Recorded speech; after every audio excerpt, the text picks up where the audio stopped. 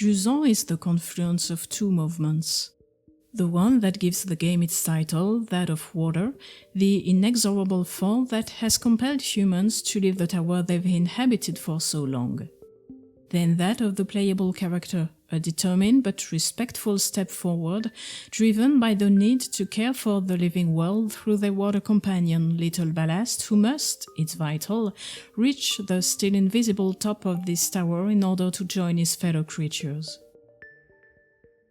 Released at the very end of October 2023, developed by DONTNOD with art director Édouard Caplain and a score by Guillaume Ferran, Jusant is a climbing game that, while relying on some of its mechanics, grips, rope, pitons, stamina, adds others linked to the tower's ecosystem, making flowers grow, using moving pebbles, flying thanks to umbrellas. The gameplay, very coherent, also addresses the confrontation between reality and fantasy, what's rational and what's imaginary that once agitated the inhabitants, leading to conflicting movements. Although relatively short, just a few hours, Jusant is a very contemplative experience, introducing its relation to time from the very first steps, encouraging exploration and appealing to memory using nature to carry its message. I've played it several times and, in my case, I've preferred the moments when I've taken more time, without too much pressure to move forward or to climb. What urgency is there when you're in the aftermath, enjoying the boats creaking or the wind blowing, which could often be mistaken for a memory of the ocean. Jusant is also a wonderful team effort to which I'd like to pay tribute. A few months after the game's release, the production line was shut down and dispersed to other projects in a very unpredictable atmosphere, and DONTNOD's employees have been facing a redundancy plan since. This video isn't worth much, but it's a form of support. I really wanted to highlight the depth of the team's work, with a special mention to the symbiosis between the emotions conveyed through game design, the environmental storytelling, and Félix Elvis Le Potier's narrative design. Unlike other similar games, the stories in Jusant also rely on a more explicit, written narrative, which reveals much about the loss of the bond between humans and all living things. One last thing, the playable character is defined only by their first name, Jan, and even then this is only visible in the credits. In particular, they do not have a defined gender.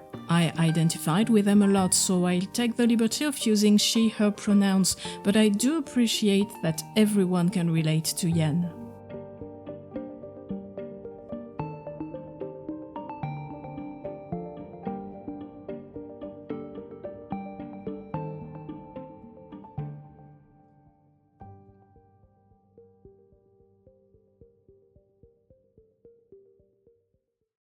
At the heart of Jusant, there's the link between natural and human movement, a link that takes many forms, a fragile balance that has unfortunately been lost through control. The cycles that gave rhythm to life in the tower have lost their amplitude, gradually fading away and leading to other movements with no return, torn between resignation and hope, reason and memory. This first shared movement, this first cycle, perhaps the most obvious when speaking of water, is the tide, ebb and flow. Now that this movement has disappeared, it's no longer visible, but still suggested in the writings of the past, evoked in a few letters or celebrated in the poems accompanying some of the frescoes we discovered during exploration. By the environment too, reminiscent of one of the tower's functions for humans, a vertical port, many of the boats are still there, still moored, held to a ring or a bollard, some hanging by their anchor, others strangely stable, run aground on a relief of the tower or having fallen off whatever was holding them, ranging from dinghies to larger fishing boats. While most of these wrecks remain motionless, their movement is audible. The boats creak, some chains sway. The tower and what's inside are still alive, and it's not that frozen, for as we play with the idea of remembrance and projection from the outset, something I develop later in a section called Movement and Time, a movement very quickly takes place around the playable character, that of all living things, the animals and the vegetation, suggesting, in turn, the cycle of each of its species. Last but not least, the music of Jusant tries to capture this vanished movement.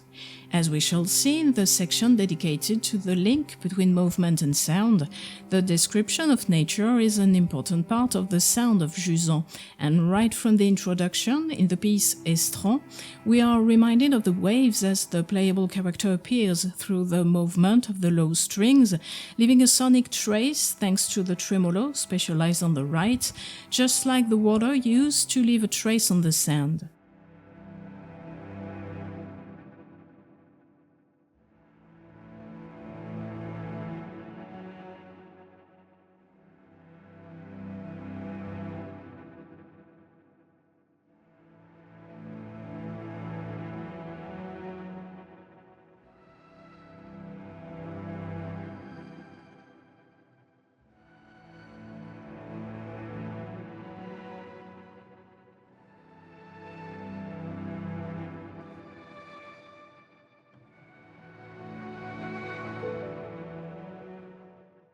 Particularly tangible at the start of this piece, the wave cycle is built differently as we climb up the tower, for example with Finistère, a piece heard on the second floor, regular in its construction, thus suggesting a cycle, the latter closer to a form of breathing to the rhythm of which the space feels, as if exploring the sonic spectrum.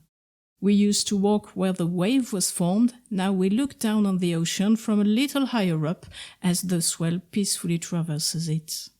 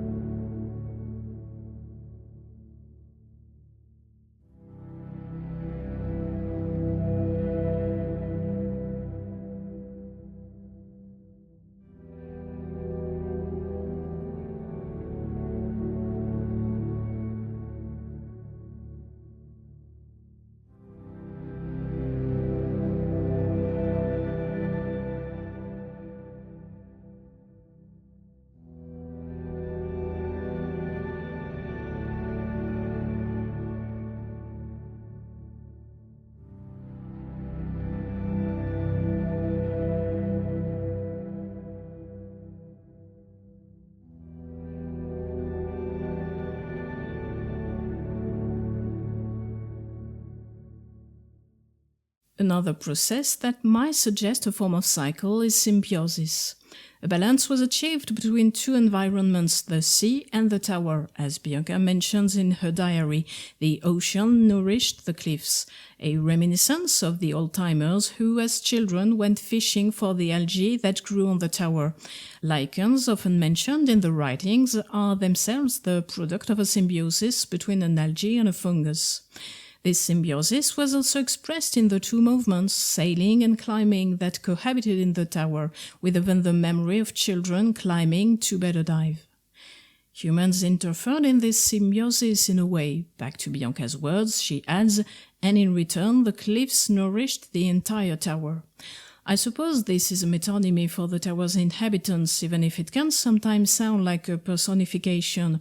Bianca's relation to nature is respectful, but in the end, the tower, the relief itself, is merely a host in which every human trace is particularly visible as it flattens, smooths the stone, and the place Bianca gives to her lighthouse or high-field sundial is indeed given to human creations. These creations are, however, a link, an impulse towards nature. But what did humans offer to the cliffs? What did they offer to the sea? Could a balance be achieved between the three of them? This symbiosis also happens between humans and animals through the piper. In what we are shown of her function, the piper alone, the playable character, can do nothing. Sound is not enough. We need to add to it ballast's echo, this water impulse. Only the two of them can set things back in motion. Reciprocally, humans must take care of ballasts. I like to think that the monument at the top of the tower is, among other things, a materialization of the attention we must give them in return for what they bring to humans. Its top is linked to oblivion. Faced with this, humans gradually withdrew into themselves, shutting themselves away as much as they shut water away, so to speak. There's a striking contrast between the letters in which people are rather focused on themselves, sailing between material concerns.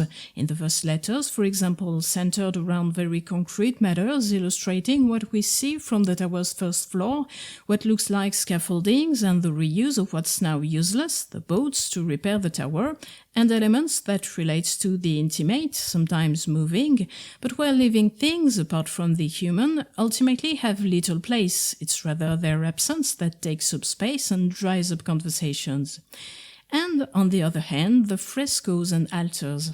Notably, the frescoes are accessible in the menu, accompanied by a poem which is not accessible in-game. These ancient elements, like the ubiquitous ballasts, are much more turned towards nature, readily personifying it. They mix the evocation of romantic or friendly feelings with a nod to living things, playing with specific words in the French text. Amer, bitter, can mean day mark, Bianca's lighthouse, for example, but also to love in Old French. Here is finally an opportunity for me to mention Guillaume Dufay's three-part song, Si la face est pâle, la cause est amère, or this fresco showing a pebble in trouble being helped back on its feet when the associated poem can easily suggest between the lines a friendly or loving relationship, more than a touching bond with the animal. You are the earth that grounds me, my journey, my family. If you fall, we rise together. The French text does make a connection between animals and humans as it uses the word crewmate, in French compère, which Bianca too uses at the end of a letter, speaking of M affectionately. Admittedly, the poem's vocabulary sometimes hinted at a desire to control, taming the storm calmly, a control that is later understood to be the cause of the end of the water cycle. A possessive can be read in a letter, our water.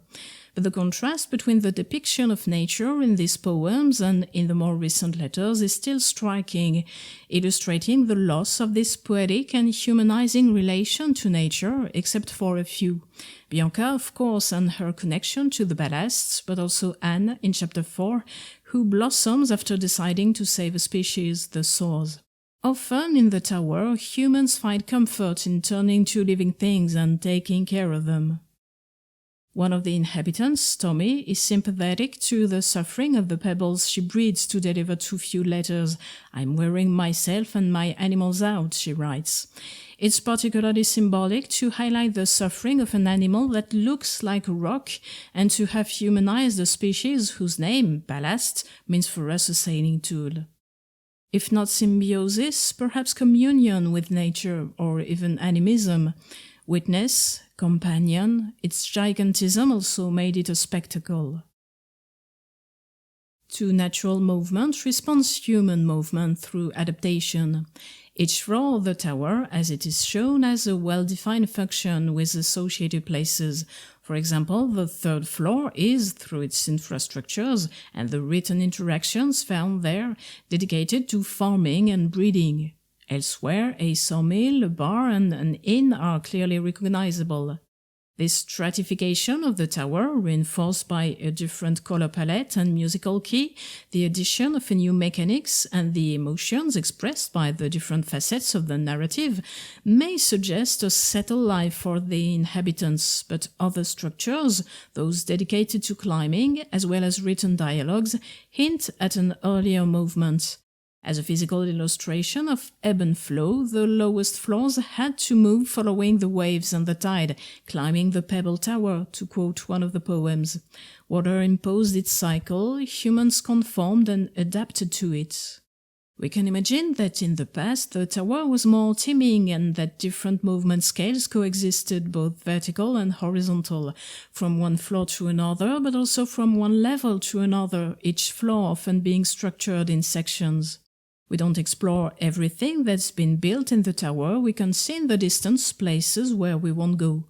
Movement also enabled us to find ourselves in places that were a little less exposed. We'll see in the next section, Movement and Space, how difficult it is to find one's place in a huge tower with fragmented spaces, where there doesn't seem to be a place for the intimate to blossom. Adapting also means acting on movement, like Mo, who would like to change a route in order to steer people towards his bar. The entire first floor, clearly built differently from the others, is an illustration of the movement due to adapting to the Jusant. In response to what we read and to the importance of craftsmanship, the relation to matter more generally, we see a lot of places and tools for repair, small workshops like the one provided by the community canteen. Repairing means keeping control over what breaks and could escape us, trying to control time in a post-present. On a larger scale, it's about reconstruction. As they took possession of their host, humans had to expand and construct, and we can venture into partially condemned tunnels. In fact, we read a few references to renovation work. Indeed, the movement of nature, its fickleness perhaps, or rather the impatience of human beings, has been met by a more abstract movement, an organization rather than adaptation, with as the most remarkable element the Great Basin discovered in Chapter 4, a water reservoir connected to a system of tunnels and canals in order to supply water, notably to the lower floor where we discover numerous fountains that have now dried up. Unsurprisingly, these are the two floors whose writings take on a more political tinge, as we come across Joe several times, aware that many should have acted differently. For this movement has led nature to adapt to. It already had to find its own place sometimes, like the umbrellas or the souls seeking the welcoming darkness, requiring human cooperation. But the human movement changed scale, the relationship with nature changed too. Octave after octave, nature became merely functional for some, bringing the cycle to a close, then the Jusant, a final movement. Finally, the written dialogues also call to mind movement with the mail, passing from one place to another, from one person to another, carried on paperback. There are two types of writings, those with a single author, Bianca's diary, and a variety of other messages, and others with several authors, since these are letter exchanges between the tower's inhabitants. When the demo was released, I initially thought, and I wasn't the only one, that they were written transcriptions of oral dialogues, given the very oral style of many of the writings. There are even some written accents, at least in French.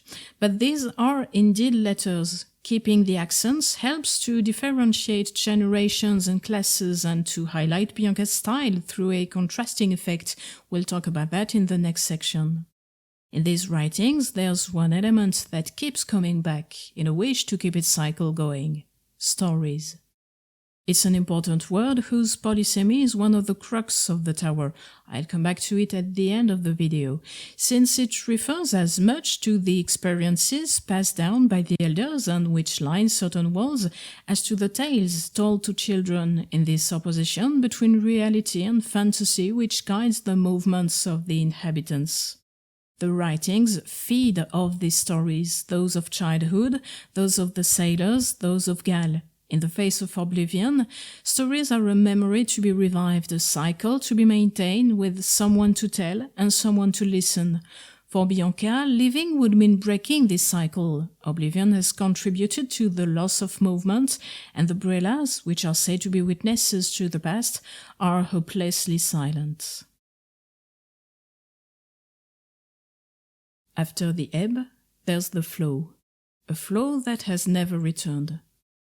The cycles have stopped, the water is receding. Just as the water has retreated, so have the tower's inhabitants, with the exception of a few who in all likelihood stayed until the end.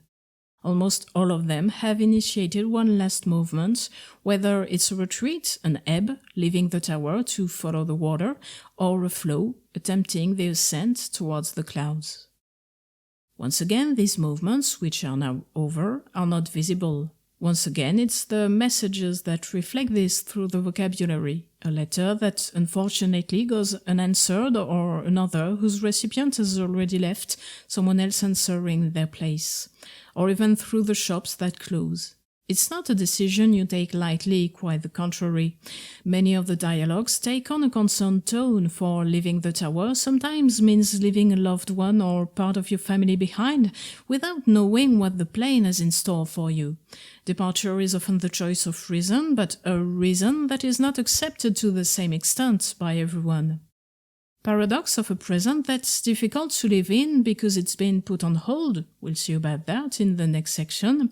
Living is a struggle. We resign ourselves to it, we wait for it, but the departure itself can interrupt this strange waiting, this survival more than a life when time stands still. For those who remain, it's the near certainty of a very solitary end, and perhaps a few regrets, which is why the imminence of departure can still lead to risk-taking, a declaration of love, an invitation to live together. On the other hand, Bianca's departure is a very positive experience for her, with the exception of a brief hesitation with regard to her parents, since it's a welcome movement for her faced with the world standstill, an excitement that goes against the flow, against the painful acceptance of those who choose to leave, since it will enable her to stay. Confined to the volume of the tower, physical movement must, however, come to an end and will be translated, as we'll come back to in the last part, into another static movement, an emotional impulse. Just like in Journey, we're in the aftermath. There are no longer any humans in this tower, which is nonetheless rich in traces of their former presence, traces belonging to a bygone era to the point that it feels outside of time, giving the impression of an image of the tower more than the tower itself, raising the question of the point of going up there in the first place. The playable character doesn't seem to have a connection with the tower, a human connection that is, since the authors of the letters do seem to belong to the past. No indication is given as to the playable character's chronology, but the last people to have remained in the tower are no longer there. And it's not a matter of personal accomplishment. Jan's satisfaction is primarily that of saving ballast, it seems. But nature is still there, playing with antithesis and inscribing the tower once again in the present. We're alone in a tower that isn't empty. The tower is emptied of its inhabitants, yet far from dead, since our presence makes visible a renewed movement of life, huge flowers still throbbing, bubbles bursting, chocos and sores escaping. More precisely, it's Ballast who very quickly embodies this hope and this necessity. If the first movement is that of the playable character in an initial staging that makes her a heroic incarnation, yet without ceremony, I detailed her characterization in the last part, it's indeed our little companion who brings her out of a form of torpor at the start. Her first reaction to the tower is probably a mix of surprise and wonder as she's struck by the size and beauty of the relief. Only then does her gaze turn to the lighthouse, her first objective. The next shot shows that her face has changed and that she has lost her subtle smile as she's just realized the full extent of what awaits her, this day mark already so high up, but in reality ridiculously small and low in this tower of which we see only a fraction on the screen. Barely visible but clearly audible, Ballast brings her back into the present. In fact, it's never really about the playable character, who's very much in the background, but about her little Ballast. The whole end of the game is centered on the latter, on his pain, on the Ballast's physical distress, in temperatures far too low for these water beings. The game puts much more emphasis on the relationship between Ballast and the playable character through shared reactions. Ballast is systematically associated with Jan's reactions, from wonder to surprise, shared glances too. As we pass the clouds, we enjoy the panorama in a brief, quiet scene, and Ballast, by mimicry, seems to want to enjoy it too. We lift him a little, and he timidly glances in the same direction, a particularly touching detail, as is his habit of listening to the shells with Jan. Ballast is fully characterized. We see him looking at the lighthouse's drawings, the camera focuses on his reaction, and he becomes more and more aware of the fauna of the tower, whereas we saw him curled up in his little bag in the introduction, up to the joy of meeting another Ballast. Jan herself is very respectful of nature. She is attentive to it but never lingers, giving it space. She doesn't touch the animals except for the small pebbles, but it seems to me they're part of the wall. She has no other choice. She is surprised when she sees the large pebble but doesn't inspect it. She remains respectfully at a distance. Later, she has a gesture for the visibly suffering ballast, a suffering that's audible, which is also rather rare in the game, but it's the species that suffered the most. The ballast is covered in nets and pierced with what looks like a harpoon. Yet, as I develop later, Jan always remains very discreet, humble in her reactions and relationship with living things. She embodies the relation to nature that the game conveys between the lines, caring for ballast but letting him go when the time comes. Her sadness is evident, but she immediately comes to her senses and smiles as he flies away.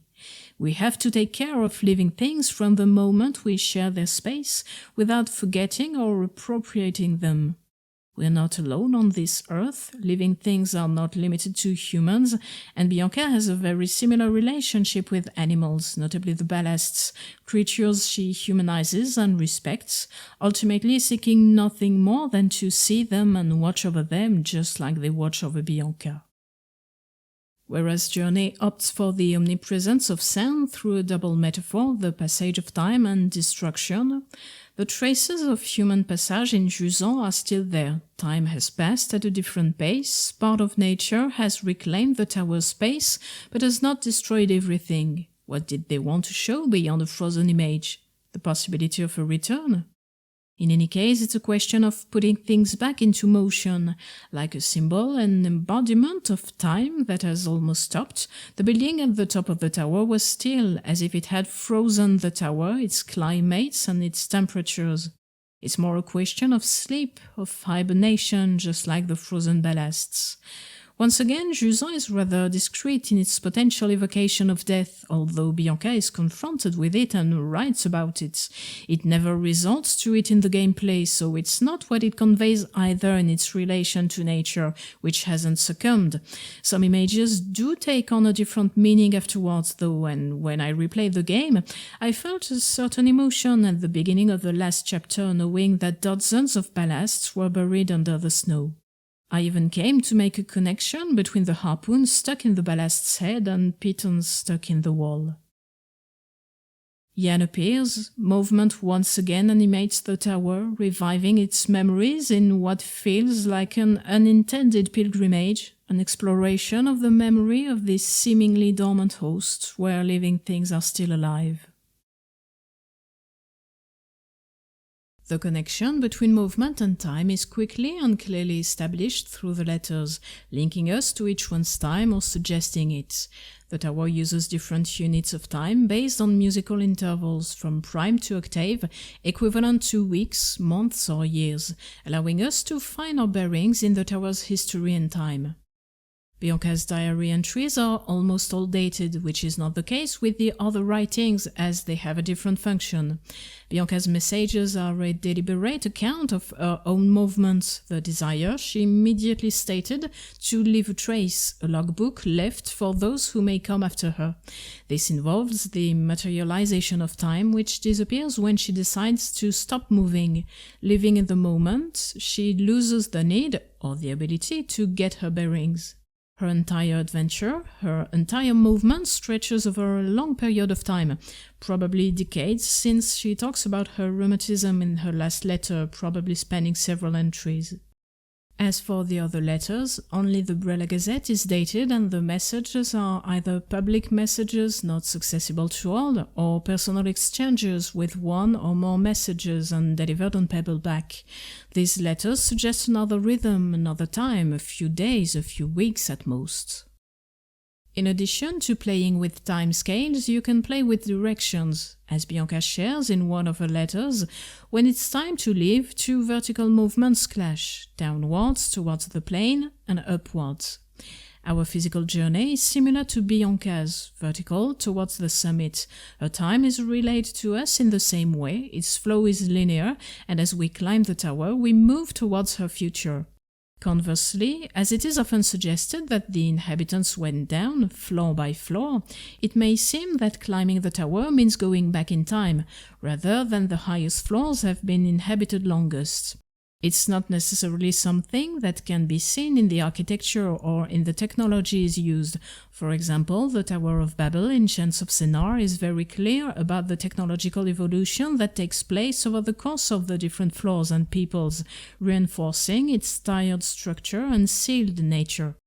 Here, as I said in the section on adaptation, its stratification is more functional, by which I mean that each floor is associated with a function within the tower and therefore with specific infrastructures. But in terms of evolution and architecture, it's not necessarily so hierarchical. We'll come back to this.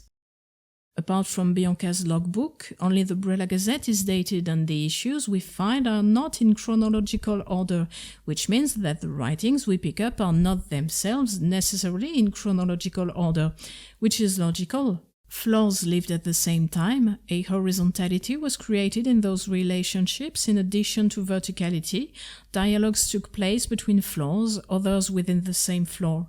And this mix of verticality and horizontality is also reflected in the level design. That, too, will be the subject of a later section. The letters we find soon introduce an important theme: family.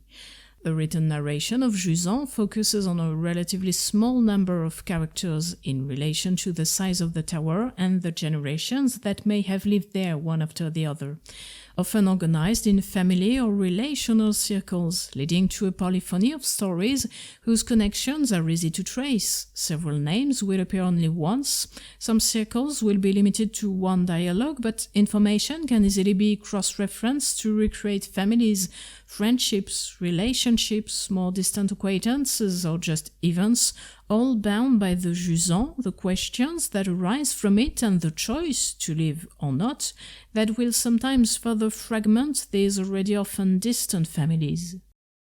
The lighthouse is an interesting place because it embodies a large part of the issues in Jusant, in terms of its relation to space, in terms of meaning too, and Bianca's first diary is also an opportunity to anchor some of the game's themes, generational conflict being one of them. Should she warn her parents, who are quite ready to move to the plane, of her own departure? Her encounter with Met and Sol at low tide is also that of generations, of times, the childhood that everyone remembers and that has changed since the Jusant. Bianca, who was only a child when Sol was already old, the omnipresent past that prevents the present from expressing itself except through movement. Sol looks back to the past, Met hopes for a better future. Bianca enjoys her newfound movement. She used to walk in circles in her lighthouse and lives in the moment, both exhilarated and terrified by the climb. This polyphony can also be seen, if only thanks to the traces on the rock. Some are signs carved into or painted on the wall, showing where to go next, making this clue fit into the narrative. It's not surprising that markings have been added in a tower that has been more and more inhabited. Others are the curves left by climbers who have passed before us, arcs we have to follow that many feet have drawn. Sometimes those lines are children's drawings. And on the first floor, which was probably the last to be inhabited, they went a little faster, using nets and shipwrecks to climb. Each generation has its own way of opening a route. Adapting also means improving tools and making paths easier. Carving holes in the rock, building a ladder, adding elevators, a zip line, fixing a damaged route. This is also where ages blend, when several routes side by side lead to the same place, or when we pass from one generation to another as we climb. These generations unfold and a distant past is explored. The evolution of climbing tools is matched by the evolution of engineering tools and architecture. The first floor is interesting in that it quickly shows modern infrastructures, suggesting a sustained activity. Exploitation is also apparent through the abundance of fishing traps, a desire, a need to shut away, at least to contain this nature that eludes us and disappears, like the water barrels in Chapter 3. At the same time, we discover hints of excavations and mention of archaeologists, Lynn for instance. Further on, the 4th chapter holds the surprising vision of what looks like an ancient city at the very bottom, now inhabited by a few pebbles. And outside, in chapters 2 and 3, the architecture and modern materials of some of the day marks contrast with this cave filled with giant fossil-like shapes. One of the announcements illustrates, not without tenderness, this polyphony, the strata of inhabitants who came one after another. The one in chapter 2 with layers of short rhyming announcements, they rhyme in French. The sheets of paper are stacked one on top of the other. They may not have been written by people from different generations, but they make visible the passage of time and end with the announcement of a departure for Fumerolia, where it can be noted that animals are not allowed or there's no room for them. Would they have been abandoned? In terms of writing style, the majority of writings adopt a very oral style, almost always including contractions and patois, notably in French, with a slight differentiation between generations, particularly for the younger ones. On the other hand, we have a hint of an older way of speaking in French. Qu'il plaît, qu'il pleure, danse le sonneur. When comes the water, dances the piper. What we read of the inhabitants is fairly uniform in terms of social class, since most of their occupations focus on cultivating the soil and taking care of livestock, pebble stock, as well as a great deal of craftspeople. Manual labor takes up much of the tower's space. It seems there are few so-called intellectual occupations, but several messages imply different social classes. The appropriation of water resources is clearly mentioned, since one of the letters suggests that some people own a kind of private pool. There's also what looks like a more formal speech after an expedition has safely returned. The writing style also adapts to the content of the writings, and while many focus on the Jusant and the decisions that lie ahead, this leads to a variety of thoughts, whether political, sentimental, poetic, or humorous.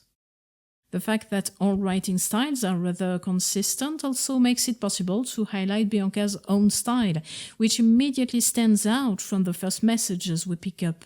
She is associated with books, and her writing style is more formal than the others, but very natural and lively, versatile, easily adapting to what she is experiencing. She is more informal when recounting her reunion with M, where we can read a rather expressive, free and direct speech. Later, her nominal sentences betray her trauma after Baker's death. She is very open about her emotions and the quest for meaning that drives her, explaining her taste for antithesis. Her first diary shows that she lives her lighthouse with a few doubts, yet many certainties. Jusant is a work about memory. The notion of memory, remembrance even, is prevalent in this tower, which acts on us like an image of the past, a host to the memories of its inhabitants. They are the sensory memories, the shares whose sounds lead to other senses, the smell of drink, the sculptor's touch, and the written memories, of course, the letters which span several generations and also mention these memories, those we have, those we'd like to leave behind for someone else, and those we may have already forgotten but that somebody could still remind us of. In fact, it's the sonic memory of water that opens and closes the game, interrupted by the present, the drought, the shipwrecks that can no longer repair the tower's infrastructures, the rust of the cello harmonics. This tower is not empty, to say the least. It's still packed with objects. Everything has been left there, creating the illusion of a hasty departure. This is not the case, quite the opposite. We can read from the many letters that it's a decision that is often pondered over, prepared for, up to the moment when the choice is made. The tower crystallizes this tipping point when the decision is made to leave. All these static elements are connected to human movement, a non-realistic but highly effective way to illustrate this choice, this moment, combining resignation, loss of meaning, and a new start with modest means. You leave everything behind because it's no longer useful, it no longer means anything, and, like Bianca, you don't have room in your bag or on your pebble. The tower is now part of the human past, yet another memory to be forgotten. But it's quite amusing to see that all places, all objects are invaded by living things, that is to say the present, even though this present is limited for certain species. And the more they are, the more nature has taken possession of them, so to speak, has reclaimed its former space, the more they seem frozen, they seem to be things of the past. This immobility is coupled with the sense of unreality, which for me comes from two things. Firstly, the boats, frozen in almost impossible positions, held at the end of a mooring line or an anchor for too long, like these loads of fishing traps gently swaying. The fact that they're still here, unperturbed, makes me think that they're not really there, that what we're seeing is just a projection of the tower's memories, of what it has retained, that we're seeing something that no longer exists, just as the shells let us hear sounds that have disappeared. But it was especially in the large reservoir at the heart of the tower that I first had this feeling, seeing these jellyfish-like creatures, the brellas, oddly floating in this immense reservoir, playing with what you would expect from their environment. I had the feeling that they weren't really there. It's a species that's part of the diegesis, but as I instinctively associated them with water, this water whose absence eventually floods the letters, the feeling really materialized that the tower was projecting what was there before, repeating this memory over and over to the farthest reaches of the reservoir. A bit as if I were on Solaris exploring a construction of its ocean. Through exploration, we retrace the memory of the tower, we reactivate it. We follow the path taken by others before us on different scales. On a large scale, we follow Bianca's path, a physical and emotional journey which we bring back to life over a shorter time scale by witnessing it. That of the pipers too, by reactivating their structures, and on a smaller scale, the ups and downs of the inhabitants from one zone to another on each floor. We use the same objects. We inscribe them in the present again. What makes the tower an element of the past is the presence, then the departure of humans who actually make the tower a thing of their own past. In reality, the tower is still there, but its present is lived to the rhythm, slowed down and here incomplete since the water is gone, of nature. A mise en abîme takes place with Bianca, for by following her path closely, reading all her letters and those of others, we rediscover the people she mentions, we recreate the links, reconnect the families sometimes separated by several floors. We discover the places she saw octaves earlier. We revive everyone's memories, repainting the frescoes, ringing the altars, rereading the exchanges and announcements. We carry out her own quest right to the end. Since oblivion has led to the world stopping, Bianca celebrates the importance of remembrance, and in turn we become its guardians, the tower's polyphony is played once again through us. There's the memory that the tower relays, the memory of an experience, of a human presence, human lives, proof that someone's been there. The letters tell us a little more about this presence. We explore the inhabitants' own memories down to the famous stories, tales for some, in which the waves used to be gigantic and the water still fell from the sky. And although not all of them are old enough to have experienced rain, or its memory so distant that it's now hard to believe, the memory of water haunts the writings which are full of maritime metaphors. We dive into the past, we weigh anchor. Bianca attempts to untangle the rigging of her friend's old stories. Some are said to be turned with the tides, one letter ends with a tender sending waves your way. All use them, even long after the Jusant, alongside much drier expressions and a much drier reality, or even others reminding us that they are trees and roots. If humans have withdrawn into themselves, shutting themselves away from water, nature is still expressed in their language to bring it back to life as a legacy from past generations. This helps to unify all these families, all these destinies, all these ways of speaking, giving common characteristics to the different styles, and, constantly looking to the past, also illustrates the difficulty of living in a present that has become a struggle. The letters are often torn between regret for the past and wish for a better future, a future that many imagine elsewhere. The tower's population is organized around family, friends, and work circles, which means that different times are represented: past, present, and future. The elders are torn between memory and regret, passing on the stories they have sometimes learned from others older than them, who knew how life was like before. They still carry some of the happiness of that earlier relationship with nature, lived at the pace of the ocean's ups and downs, more poetic and lively, now merely practical and arid. But this goes hand in hand with an undeniable melancholy. The children, for their part, are a figure of hope, a hope that expresses itself through learning, climbing, taught from a very early age, the names of the places in the tower, forgotten due to sedentary life, the altar's drawings that one of her fathers asks thee to copy. Children are those who discover, those who learn and allow their parents to learn what the latter did not, or simply forgot, confronted with an all too dry present that is lived on a very short scale, one day at a time. Ballast is a child too in his own way, and his existence is both Yan's impulse and the way to restart the flow of time. If past and future are fairly easily expressed in the various writings, though perhaps more indirectly in the case of the future, what about the present? How is it depicted? How is it lived? Is it a happy place? What happens in the present? We grow weary, we grow apart. Torn between past and future, the tower's inhabitants no longer live in the present because they can't accept it. At best, it's practical. There is no longer any present because time has stopped for them too. Driven by the impulse to leave a place devoid of meaning and where the present can no longer express itself, a lighthouse, Bianca will nonetheless succeed in accepting this present and living it in a peaceful way, but she will do so alone and freed from some obligations, which has to be considered as her situation allows her not to be affected by issues that those who left were unable to put behind them.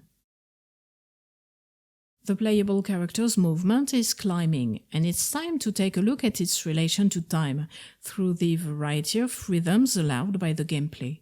When she's not climbing the wall, Yan can walk and jump, but jumping isn't possible on its own, just from the ground, it's pointless. In fact, jumping means climbing over an obstacle, reaching a high stone, or completing any climbing section, illustrating a relation with movement that can be read in letters where some express their disinterest in or fear of horizontality. Since they've lived vertically all their lives, the connection with the wall remains essential. Time and rhythm-wise, there will be pauses inherent to several core mechanics, stamina and the rope.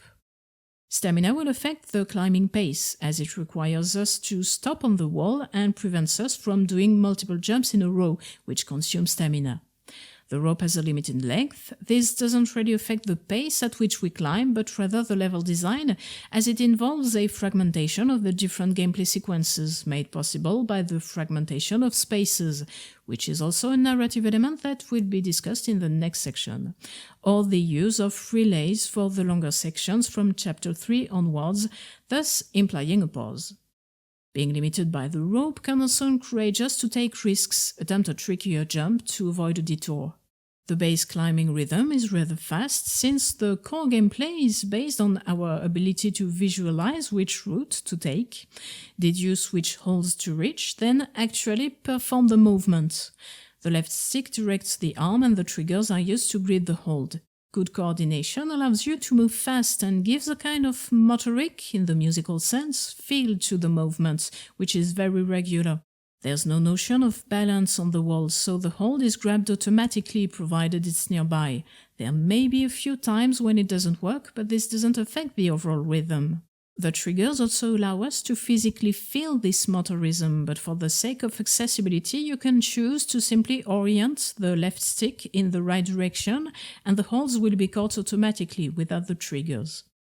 This rhythmic feel is amplified by the variety of materials on which you can climb in a particularly satisfying folly, but I will save that for the movement and sound part. Each additional mechanics adds diversity to the base rhythm. The charge jump, then the double jump, break the initial symmetry thanks to the charge release, amplified by the potential need to recover some stamina. The rope allows Yan to swing, a slower moment of letting go, or on the contrary to run up the wall with a nice impulse. In the 5th chapter, you can be carried away by the wind, but you have to wait, as its direction depends on cycles. Other elements do a bit of the work for us, again with different paces. Pebbles carry us along, but record the motorism of the climbing motion with their small, regular, jerky movements. Sparks send us flying over short heights, whereas large flowers can carry us over very long distances in a rapid, almost flowing effect when echoed on. The pebbles' behavior echoes what we read in the letters, their suffering, their exhaustion. After a while they go down, then stop under Yan's weight. You have to hold on to another pebble, it's the laborious side of climbing and the tower. Although Yan is amused the first time you use them, you can hear her laughing. They were associated with work. Sparks have a more unreal character, an unreal that actually exists, just like ballasts, if only because they were endangered in the time of the letters and because they help us fly. They are perhaps more a form of spectacle, as Chapter 4 reveals, with its garlands of sparkle shrooms guiding us across the reservoir. For many, the philosophy of Jusant is one of contemplation. But we're talking about climbing, and looking at the wall is not the same as looking at nature, so the pause becomes active. Climbing invites us to actively look in order to plan the route, to think in order to solve the problem at hand, to use the climbing vocabulary itself. These problems are adapted to the gameplay. This isn't a game about positioning your body on the wall and on the grips. We're asked to find our way up by using all the mechanics available, or even by changing route if the rope proves too short, an issue I had to deal with more in the last chapter, where I had to be more sparing.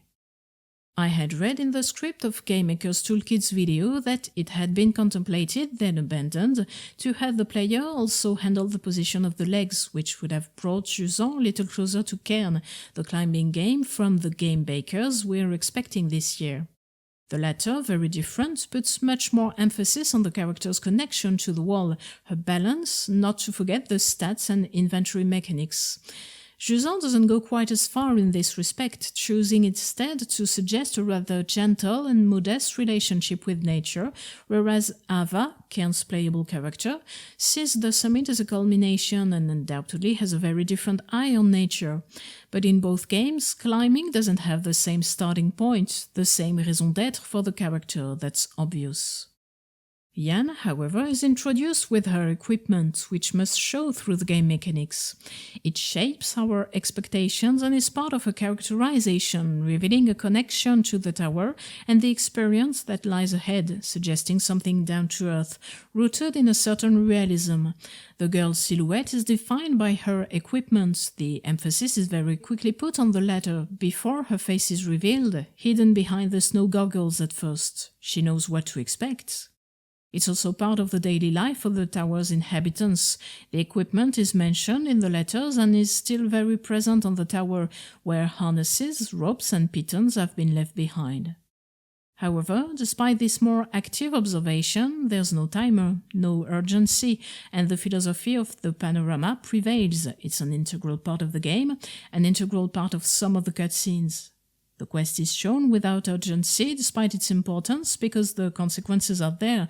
So there's this feeling that deep down it can't get any worse. Time is almost at a standstill, the ballast are hibernating, and the game conveys this hope by suggesting that movement can resume. The level design is fragmented, it's not a matter of one continuous movement. They are longer climbing sections, but climbing often means getting from one place to another in relation to the movements of the past within the tower and their different scales. Some longer sections are climbed without any horizontal rest. Music too will take part in the expression of movement. Many others give us plenty of time. The character takes a liking to it. You can often hear her marvel, contemplation prevails all the more so, and any exploration outside the path but anticipated by the game can be done without difficulty. The collectibles contribute to this. A rather radical comparison can be made with Metroid, where the only collectibles are purely useful: life, missiles, bombs. Metroid Prime has a different philosophy, though. Even the shells are played over and over. The game never compels us to stop enjoying anything. Nature's movement is rather timid at first. A few lines suggest a calm wind. We see cargoes and chains swaying in a kind of fake movement, cyclical, never leading to anything more. We hear the boats creaking, we see them move very little, but this is suggested by the sound. All movements remain cyclical. We see a few sandfalls in the distance, in chapter 3 for example. These too are regular, they do not foreshadow anything. We never see a boat fall, for instance. There's never an event apart from the cutscenes, never any danger from nature. Nothing brings us back to a more active present, except for the animals that show up. And if places are destroyed, that destruction is over. Above all, nature's time is much longer. Ballasts are supposedly very old, if not immortal, hibernating since the Jusant. The Brella Gazette also praises the longevity of the eponymous animal, which has taken advantage of humans' absence to grow. Sparks umbrellas are said to be endangered and to live only in children's stories, yet they're here to help us get to the windmills, and many brellas are floating everywhere in the reservoir. Yet in chapters 3 and 5, nature awakens, invading the game's mechanics and changing our relation to time as stamina is consumed more quickly by heat and wind. Plants dry up or air currents sweep us away. At last, we witness a stronger form of activity, one sweltering but requiring us to act faster, the other moving, carrying us along, since the absence of water, of waves, contrasts with the movement sometimes described in the letters. This is another way of inscribing ourselves in the present. Time counts for little apart from these sequences, and that of the inhabitants, since we experience what they had to endure beyond a mere account, the drought, then the storm. Nature has consequences, and our movement is inscribed in time, which becomes a parameter in our decisions. We'll see later how the music accompanies this movement. This relation to time, torn between the wish to endlessly contemplate the environment, to stop and think actively about the world, and to climb confronting nature, is also reflected in the tower space. Although it seems to take place over a relatively short period of time, the rare ellipses are extremely short, Yan's adventure does not entirely feel continuous. Her climb is punctuated by the structures, the haunts to be piped, all of which must be activated. Each chapter, except for the second, is approached with this objective in mind. Yan's path is thus divided, beyond the chapters, by the various sonic relays of her mission, some of which act as day marks, the most important among the myriad other structures fulfilling the same role. The day marks are essential for a number of reasons: narrative, as they recall the past presence of water and the potential need to once locate the tower, and in relation to the sequential nature of Yan's ascent, they help structure the climb, which is designed goal after goal, day mark after day mark. They keep their initial function even with no water, insofar as we see Yan find her bearings by looking at them in several cutscenes. She looks at the lighthouse, then at the sundial, and we, as players, find our bearings thanks to them. The day mark connects our present on the world to something more concrete, reminds us of where we've been and where we're going. It inscribes us in the space of the tower and in the time of our ascent. Day marks also act as an incentive to look at the volume of the tower, therefore as an incentive to climb. While ballast is a very significant reason for Yan to climb, it's a different matter for the player who might need an encouragement to do so, beyond the tacit agreement that Jusant is a climbing game and that in order to continue playing we need to find the next part of the route. Comforting as they structure the path that is to be taken, we climb to reach a place. The architecture and primary function of these objects, in addition to their role as day marks, also inspire us to climb, bringing us back to the notion of exploration. What is this object? What is this place? This seems to me all the more necessary as Jusant is a rather easy experience. Don't take this as a criticism. In contrast, Cairn's gameplay is based on the very fact of succeeding in climbing. The interest is in the wall, in our contact with it, in its relief, which will make us try another route and encourage replayability. Jusant may require good execution during specific sequences, but there's no difficulty or very little in the wall itself, and although several paths are possible, you may need something more to actually want to keep on climbing. Bianca's narration and the questions raised about the ballasts can reinforce this impulse, but the space must raise questions to impel to movement. In Cairn, these questions may be there too, but they will be coupled with difficulty. Can I climb using this tricky route? In Jusant, the questions are all the more narrative as the environment is particularly talkative, both explicitly and implicitly. But what's interesting is that, in parallel with those markings, sometimes in spite of them, the space of the tower is such that it confuses the climber about their past and future paths. Just as the temporal dimension is sometimes constrained, sometimes free, the scales, more generally the space, are approached differently from the nearest to the farthest. A number of different scales are indeed required. First, you need to determine where to go using the most important milestones, sometimes helped by the camera or the pendulum mechanics, which can help to have an overall view of the space on the wall. Inside, the light participates in the markings to the point of adding a touch of magic, even of life, as if there was still someone over there where you see a light. Once you're on the wall, you have to balance the need to make the route readable thanks to the continuity of the holes, you need to be able to figure out the path to follow, and the need to create problems to be solved by interrupting this very path. You have to jump, swing, and use your skills to fill in the gaps, as it were. Sometimes we let ourselves be led by the game. A rope or a hanging harness will tell us that this is the place to start, and then we'll see what hides at the end of that flower. The same place is often seen from several angles: the lighthouse, the point of arrival of the first chapter, and the point of departure for the second, gives us the height and distance we need to embrace the whole space we've explored and part of the space to come. We see the staircase where our ascent began, the nets we used to climb, the hulls we'll be climbing on, and everything else, including the places where we haven't been and where we won't be going.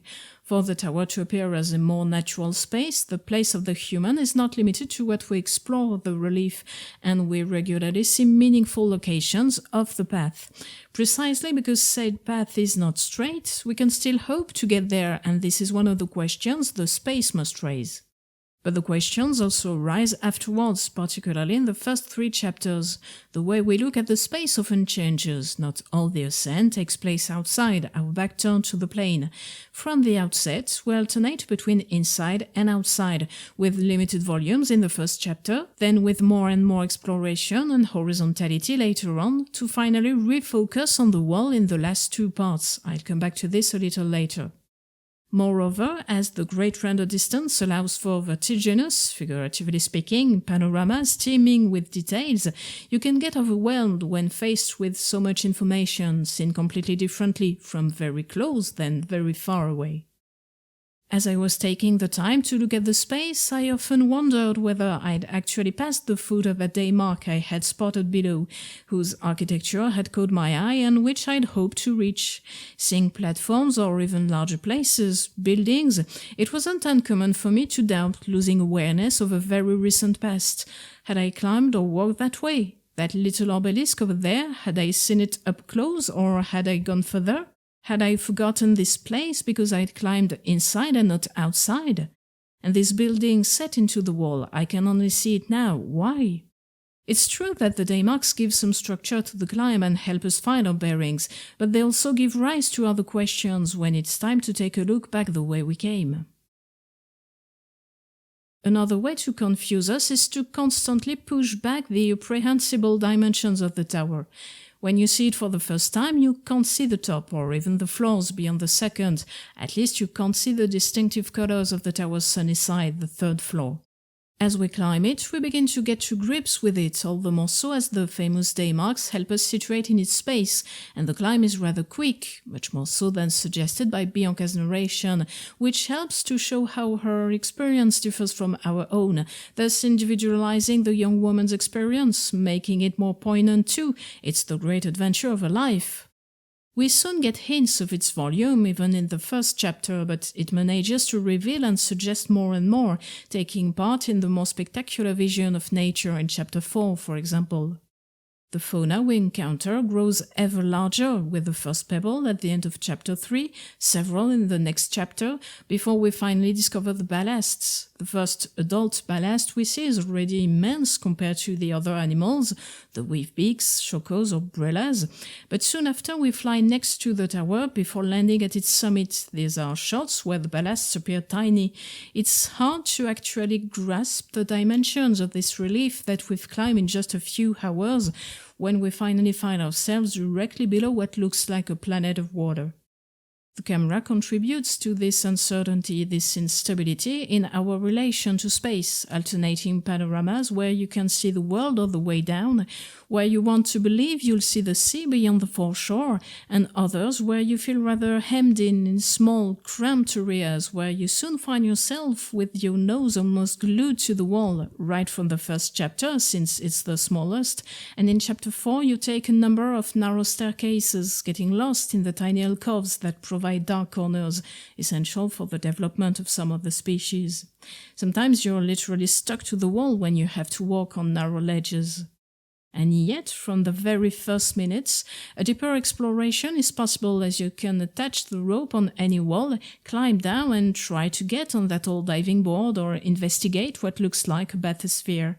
You're often limited horizontally in the smaller areas as invisible walls prevent you from falling, but vertically there's greater freedom, even more so when you're swinging over the emptiness. Many inaccessible places and destroyed passageways are evidence of an immense natural space facing a vast sea, in which the place of the human seems, despite the size of some places, always too small, illustrating the duality of this world split between nature and human, between infinite natural spaces and personal spaces so fragmented that one comes to wonder if it was possible to find a place for oneself. The tower is a natural space that has been populated. It has become a living space, a polyphony of personal, sometimes intimate stories. The letters are not sparing, with friendly and romantic relationships that are often thwarted. An intimacy that is, however, complex to consider and picture in a huge yet sometimes cramped tower, whose spaces are reprehended differently and with difficulty, where nooks and crannies multiply. If people write a lot about the intimate, the latter is seen little on the tower. It's not long before different scales coexist. The first contact with the world is made in the introduction through immensity, that of space on the plane of the foreshore that the water has left, and vertically when the tower is revealed. It's also that of sound, even if these immensities are nuanced by the characterization of the playable character and her very sweet and soft relationship with little ballasts. But after this almost infinite natural space comes something else, torn between the need for places large enough for boats and others much smaller for humans, carrying with them a form of intimate, although the spaces we see are not actually intimate spaces, rather working spaces shown in an intimate way, small alcoves often still filled with objects that have been left behind, some of which are more personal, notably toys. The tone of the first few letters, anchored in everyday life and torn between practicality and emotion, or the proximity of the piano, I'll be developing this shift in the section dealing with sound, also play a part. The tower is a very particular space to grasp, as we never leave it except after the Jusant. That is to say that we remain on or in the tower at all times, even when work is finished, as if there were no real separation between the different moments, and nature continually imposed itself on us, for better or for worse. Few personal, intimate spaces are visible apart from Bianca's. We'll come back to this in a few minutes. There are many working spaces, as I said, and possibly prayer spaces with frescoes and altars, apparently used little even before the last departures. Closed doors may lead to other, more family-oriented spaces, but those are inaccessible. There's a bar on the second floor, but it's a hybrid space, leisure space for some, but working space for others, Moveō to be precise, like Emma's Refuge in Chapter 3. Bianca brings another dimension to this tower, exploring it even more than the others. We follow her over a long period of time.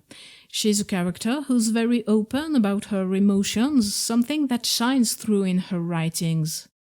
The first few letters highlight the specificity of Bianca's, contrasting with the other messages, which are primarily practical, yet also reveal links with others, links that are made difficult.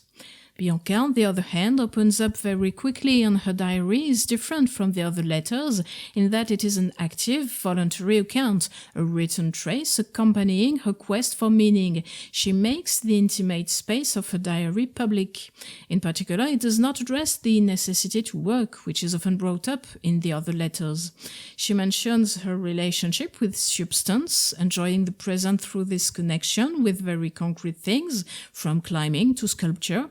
But it's a relationship that she can experience, as I said earlier, precisely because she's in a situation where she has the choice, which doesn't mean she hasn't been confronted with it, since her departure is partly due to her boss. But after that, she doesn't talk about paid work anymore, for instance. And the reason why I insist on it is that other letters openly deal with this, reminding us of the need to work and to make a profit from it, however small. One of the letters mentions debts. The ecological issue cannot be depoliticized. Another element that actually makes it challenging to picture more personal places is the fragmentation of those spaces. The first chapter quickly introduces the notion of fragmentation, that of the music appearing in very short excerpts, a few bars at most, that seem to be triggered after a specific duration and not in a specific place, except for the first part. This blurs our perception of the music's evolution as the musical context disappears, leaving a large space for diegetic silence before the lighthouse allows it to develop a little more.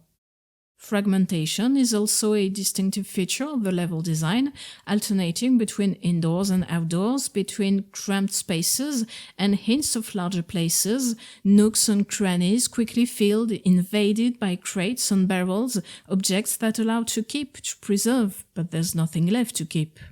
Living spaces are fragmented. In the lighthouse, there are lots of small rooms, often crammed with things, storage areas from which emerge a workshop, a bed, a desk, a corner of one's own, which nonetheless compels us to face the infinity and the movement of the sea, then the desert of the plain, while we ourselves are constrained to a confined space.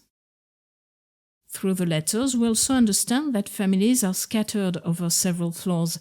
They too are fragmented, just as you don't necessarily live in the same neighborhood or city as your parents or grandparents, as with Dee and Ida, or even Dee's own parents who don't live in the same place.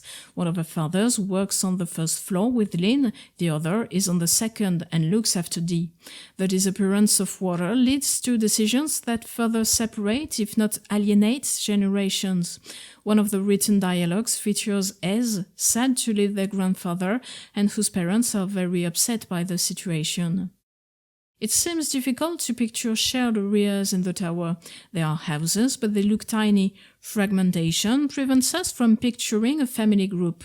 It also prevents us from picturing people in a space and a position that would be truly personal to them, especially as the family can be a burden. We take over a business, a farm, because we saw our parents devote their lives to it, and we feel a responsibility to the cycle, but life has changed in the meantime.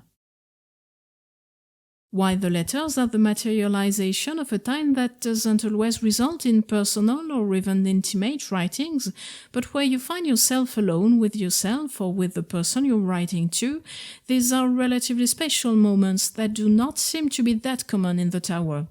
There are many first names, some recurring, others not, which makes for a more natural narrative, perhaps also reflecting the fact that you're never really alone, that everything is known. This isn't specific to the tower, but that's how it is depicted. You have to live with the other, that other which is sometimes nature. You're often tied to your family, you can't do what you want, and movement can also depend on them, especially when you're young. Dee would like to live with her aunt, but the latter is actually ready to leave the tower with Dee's parents. Only Bianca's personal spaces are shown, a desk with books, carving tools, and, of course, writing implements by the light of a lighthouse-shaped lamp, as if she alone had managed to find a place in the tower, succeeding in settling there in the present. When Bianca and M meet again, they have no place to talk quietly. Everyone is watching them, and in order to give them some space, M has to keep the others away by giving them things to do. Of course, this emphasizes the emotion of their reunion. The letters only show part of the interactions anyway, and not all the places are accessible. But could they really find a place for them in the tower? How could intimacy be expressed? Could we escape the other? Could we escape the tower? Could we even escape nature? Why this impression?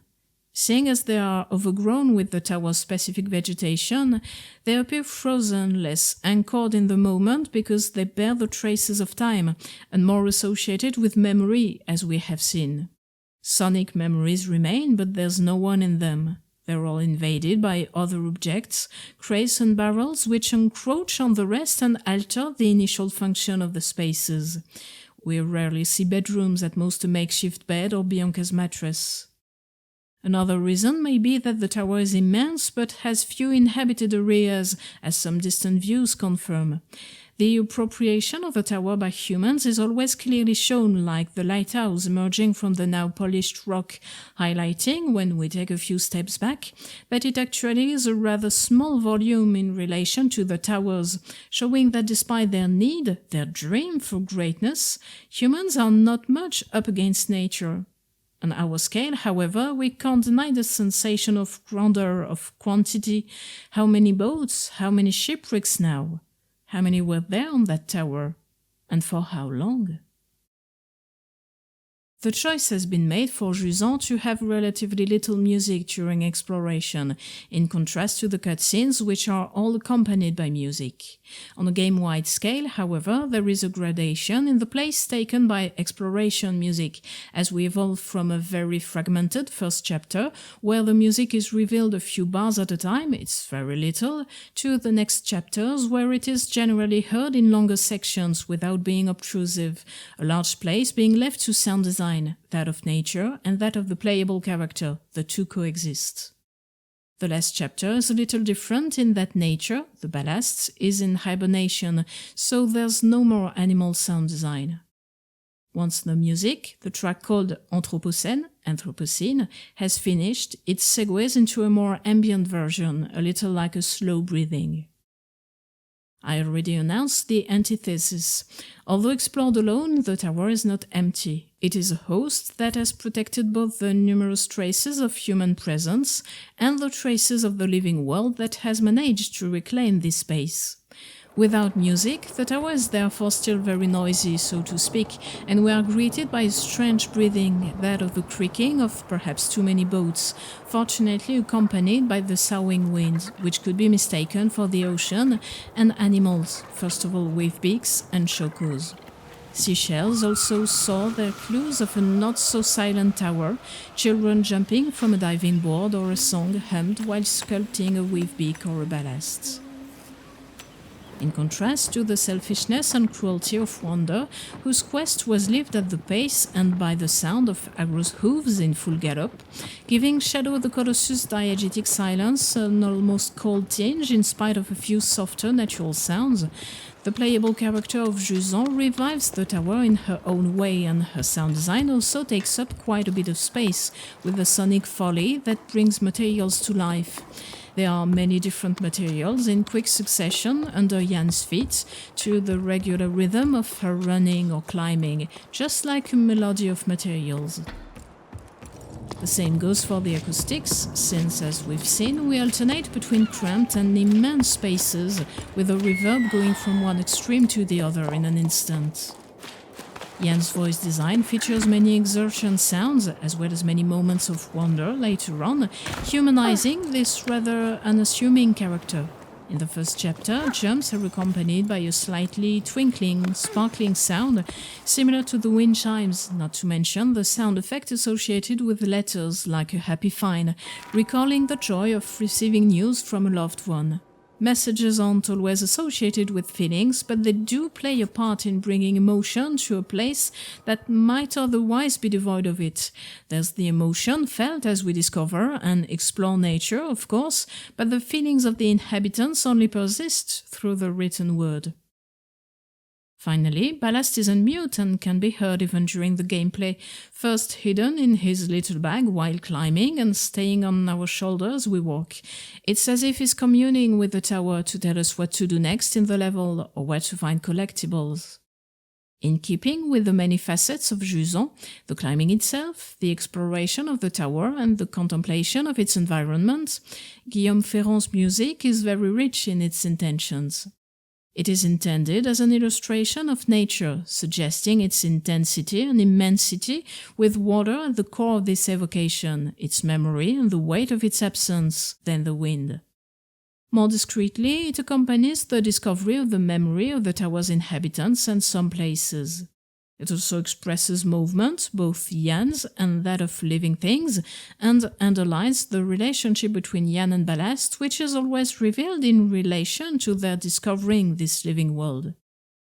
The music must therefore convey almost opposite ideas: the world and what's at stake, the memory of water and its absence, past and present, stillness and movement, natural and human, immense and confined, intimate and solemn. There are few different keys, and these will generally amplify the tower's tiered, sequential structure. Floors 3, 4, and 5 are each centered around a key, D minor, B minor, D minor, including the cutscenes during which Yan plays the tonic with her shell. We can add to this the lighthouse episode where both musics are in B minor. This tonal unity is reinforced essentially in Chapter 4 by a specific instrumental color, namely the organ. In spite of this, there's a clear difference between the music of the cutscenes and the other musics, as the cutscenes focus on a threefold relationship between Yan, Ballast, and the living world, through the activation of the Piper structures and the movement and regeneration it brings to nature and animals. As far as the musical elements themselves are concerned, there are 3 rather melodic themes and 2 arpeggiated chord progressions. The first theme appears as early as the menu loop and is used in every cutscene in which Yan activates a sound structure.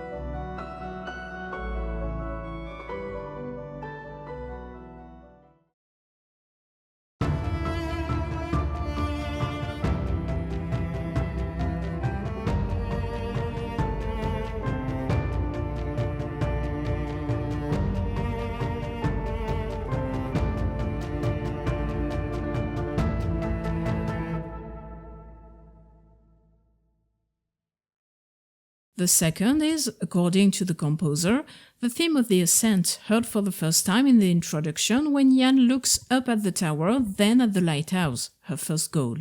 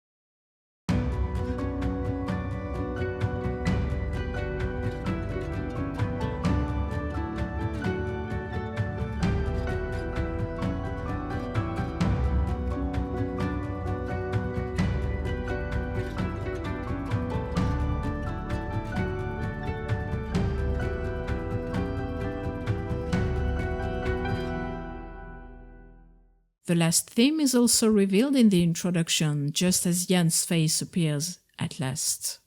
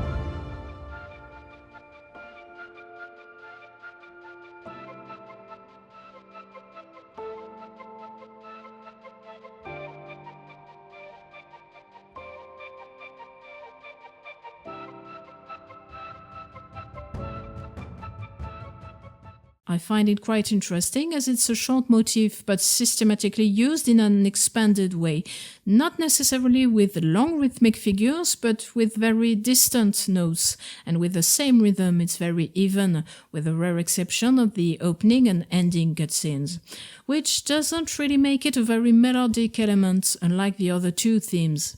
At first, I tended to treat it as a counterpoint, but it really asserts itself throughout the score, up to the end when these three motifs blend in the final cutscene. The two other major elements are two arpeggiated chord progressions, each with a specific pattern. The first appears in the menu loop, then in the cutscenes when Yan activates the tower structures.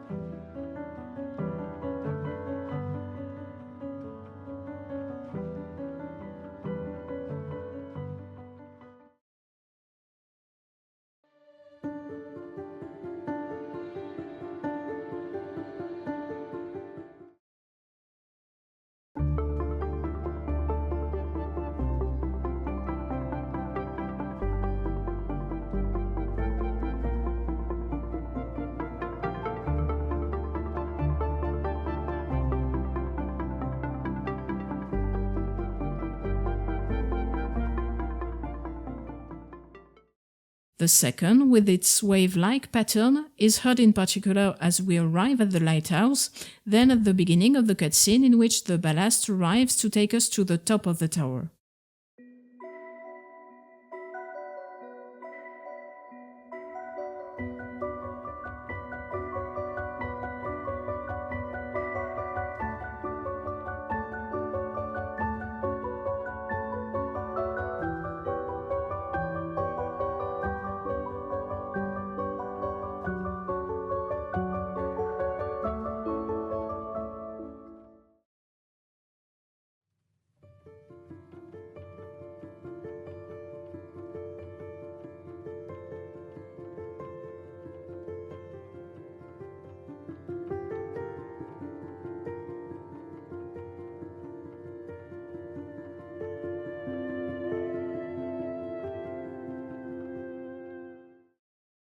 A similar pattern is heard using different chords as we approach the large reservoir in Chapter 4.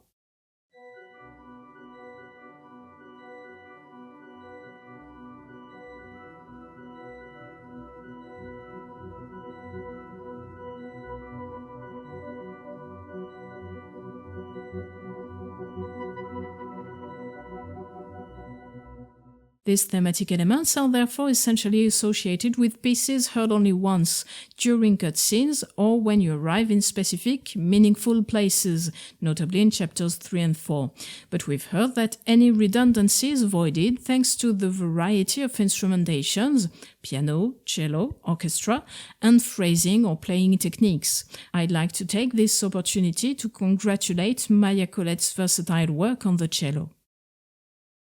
This is contrasted with what I call exploration music, associated with climbing sections, Finistère, Adré, Hydrochorie, Mouvement. They may be triggered when a specific location is reached, like Finistère in Chapter 2, but they don't have the same narrative intent, being more focused on the expression of nature and elements, which is obviously in the context of Jusant a part of the narrative, which I deal with first. Nature in Jusant is largely depicted in terms of immensity. It's a little different for animals, which are generally small, with beaks, chocos, brellas, except for a few, the large pebbles and the ballasts, and can still be associated with a form of spectacle due to the number. I'm thinking of the sparks at the end of Chapter 4.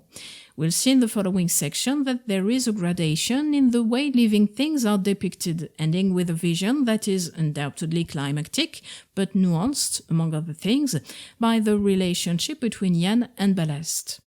Indeed, in the cutscenes, nature is always seen through the eyes of Yan and her little companion, thus associated with their emotions. But nature, by which I mean the environment rather than what lives in it, the elements, the reliefs, the plane, the tower, is rather linked to vastness and intensity through the dimensions we can guess and the strength of several moments endured at the mercy of the elements. Let's start by looking at the musical evocation of these elements. The menu loop plays with the sound which gradually dries out and loses its substance. In the first part, the tones are quite round and bouncing, recalling the impact of water on the ground in an aestheticized way, especially when the theme is stated with the echo.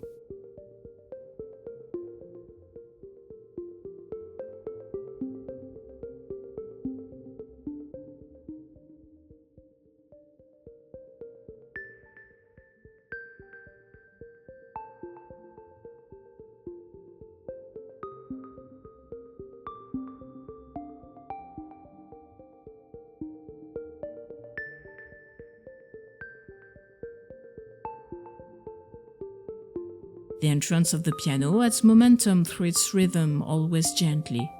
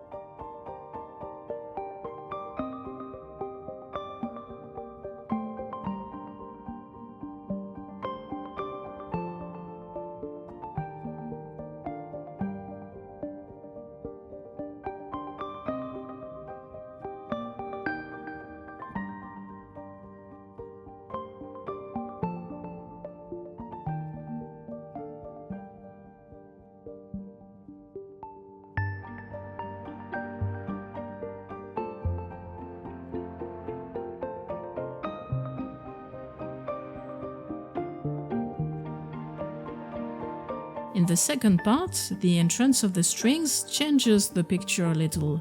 The bowed strings can already bring to mind the movement of the wave, ebb and flow as we'll find again later. And above all, the pids dry up the sound. They're indeed quite dry, to the point that I sometimes thought they could be buttock pids. The string is moved away from the fingerboard vertically, and as it is released, it slams against it. But perhaps they're just very dry pids. However, when I replayed Jusant, hearing the ending again, with nothing more than the sound of the rain, and thinking back to the rain often tapping against my windows, it occurred to me that both sounds, those of the beginning and the piece from the second part, can indeed illustrate water.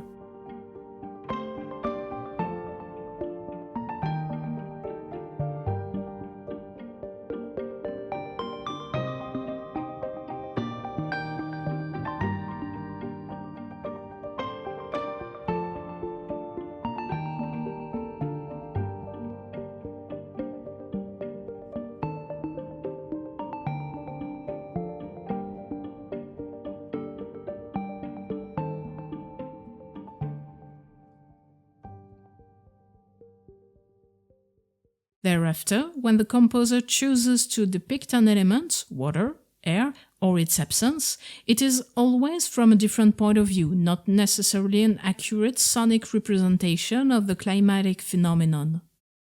For example, at the beginning of the video, I mentioned the image of the wave, the memory of the cycle entrusted to the strings and how it changed as you climbed up.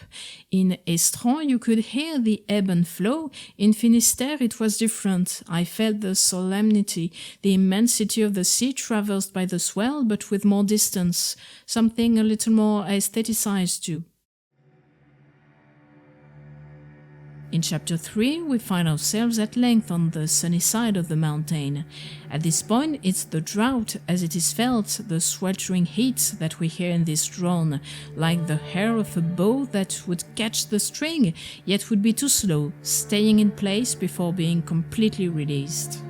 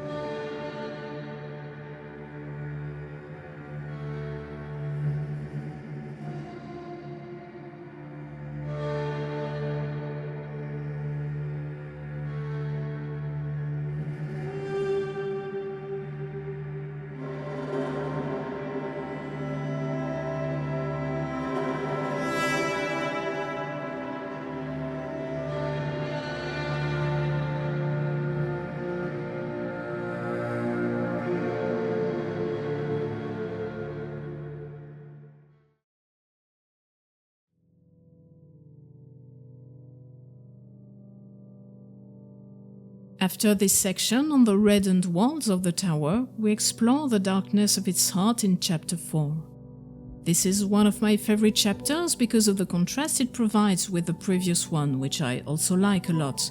The mix of a feeling of protection, since we're now entirely inside, sheltered from the sun and wind, and the sight of a spectacle. The tower reveals even more of its immensity, some of its mysteries, those of nature and those constructed by man, a form of enchantment through the light of its flora and fauna. Sparks, brellas and sparkle shrooms, thanks to the lighting artist's remarkable work, and an undeniable gravity. The spectacle is coupled with the discovery of one of the potential causes of the drought, the Great Basin, the canals and their difficult trades, and we picture the confinement in darkness, without the weight of the sun, but also without its light. We delve deeper into Joe's realization, the evasive elders who deny their responsibility for the Jusant, and the momentum of the initiatives that are being set up, a refuge, a community canteen. The musical approach to water is once again from the angle of memory, as if I were hearing the music while underwater, to which the organ adds light, but above all a certain solemnity.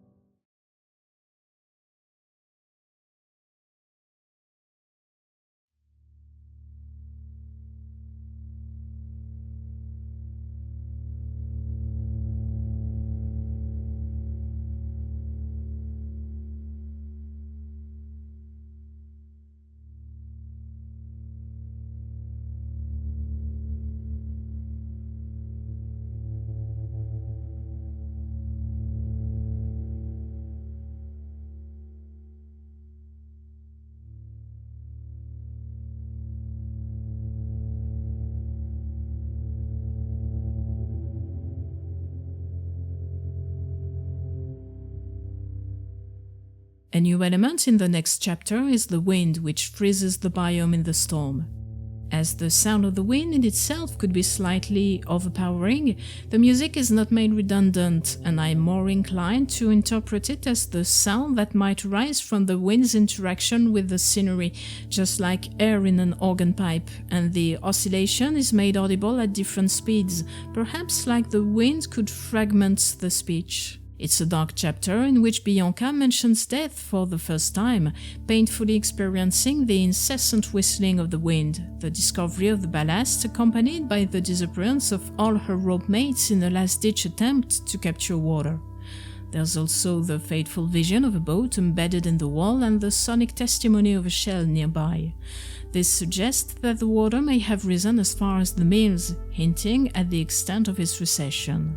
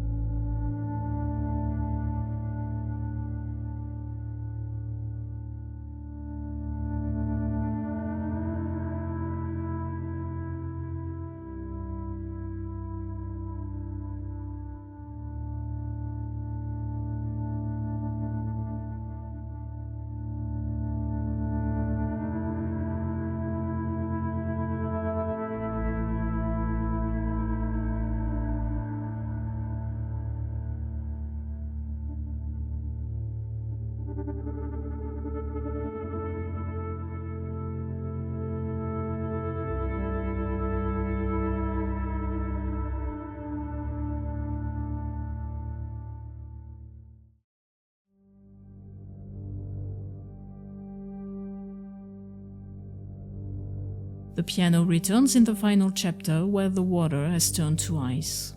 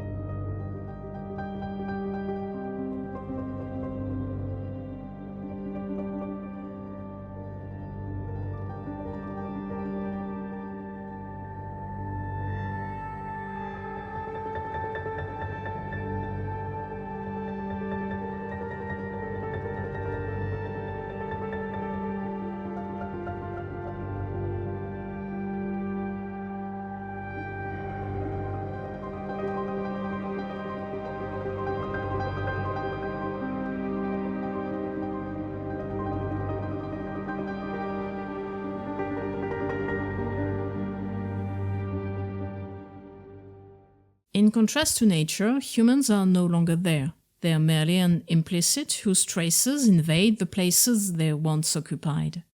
We have seen the opposition between natural and human spaces, the infinity of the former, the exiguity and fragmentation of the latter. Although places associated with humans are rarely intimate, those that are accessible to us tend to be workspaces that may still have been very personal for some. Music that could be related to humans will easily suggest something quite intimate by making the source of the sound audible, especially for the piano. I've already talked about this in the section dedicated to space management in my video on Dome Keeper. Amer, the music heard during the exploration of the very first floor of the tower, illustrates this shift into memory. In-game, the piece is heard in several parts, a few bars separated by long stretches, several minutes, of diegetic silence. If you launch the game normally, the music begins when you enter the first area inside the tower. If you launch directly through the chapter select, the music appears straight away, but follows the same fragmentation. The piece takes up one of the main motifs from the OST, introduced at the end of the opening cutscene when Yan discovers the tower and we see her express conflicting emotions, amazed, then aware of the difficulty of the path ahead.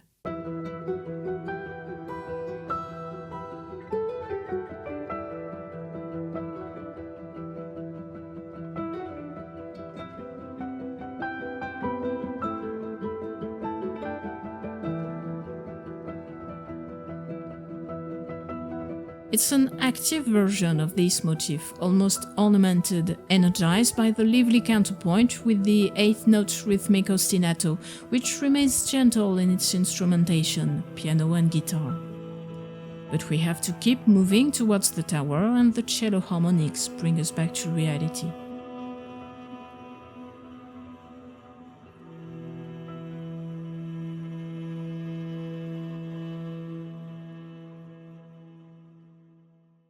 We then have to wait several minutes for the motif to return.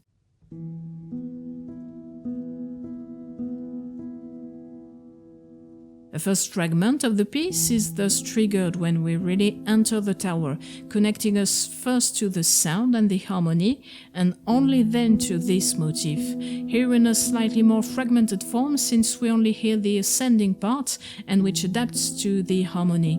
In Estran, the harmony also changed, but the motif was repeated identically.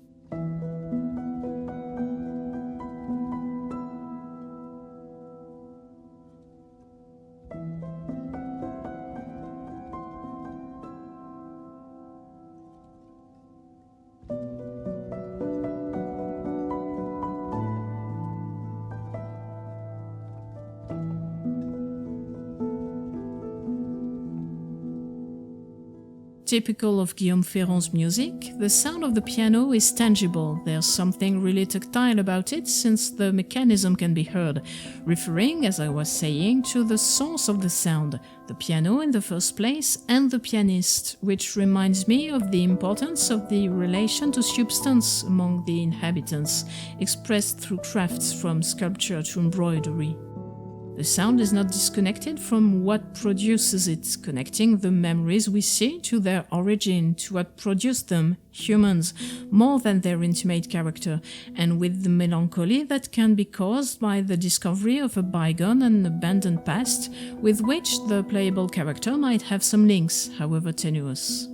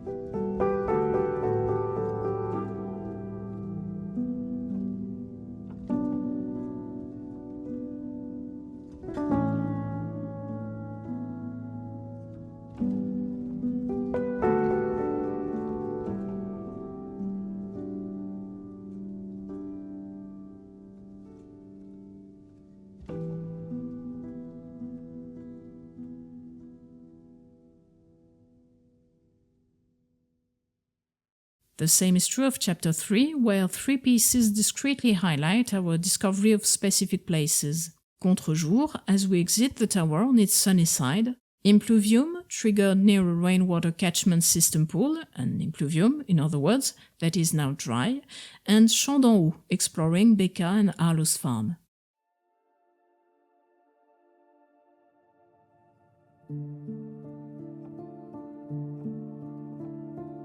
We find the same tone here, intimate, even though the places themselves are not intimate spaces, but then again they were important places for the tower's inhabitants, important places for Bianca sometimes.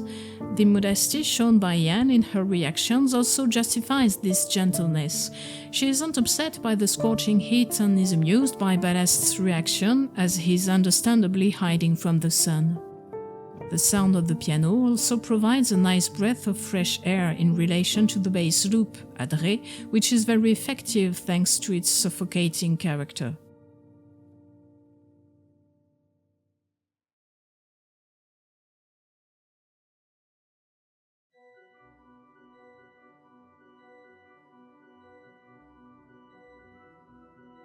The discovery of the huge reservoir in chapter 4 is different yet consistent with the emotional color of that chapter, a mix of safety, solemnity, and wonder.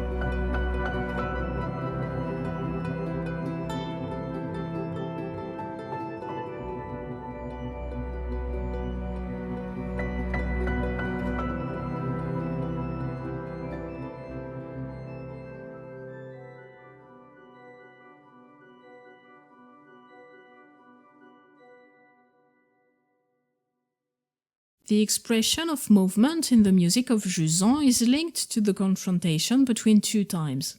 Nature's time, stretched out to the point that it's sometimes suggested to be infinite, while reminding us that nature can be destroyed, and human time necessarily limited when compared to nature's time. This human time itself is shown through different scales, the longer time of Bianca's adventure, the much shorter time of our adventure through Jan's avatar, and even fractions of time evoked by shorter writings like snapshots of life on the tower. Apart from Amer, the exploration music of the first chapter, the music during the climb is often on the side of this long time, a time whose pulse disappears in favor of other cycles. Coming back, for example, to Finistère, probably my favorite track of the OST, I do feel that it elicits a listening experience where you can really let yourself go to the sound releasing without reference to a pulse, without counting, and this will often be the case during the climb. That way we don't lose the contemplative dimension of Jusant.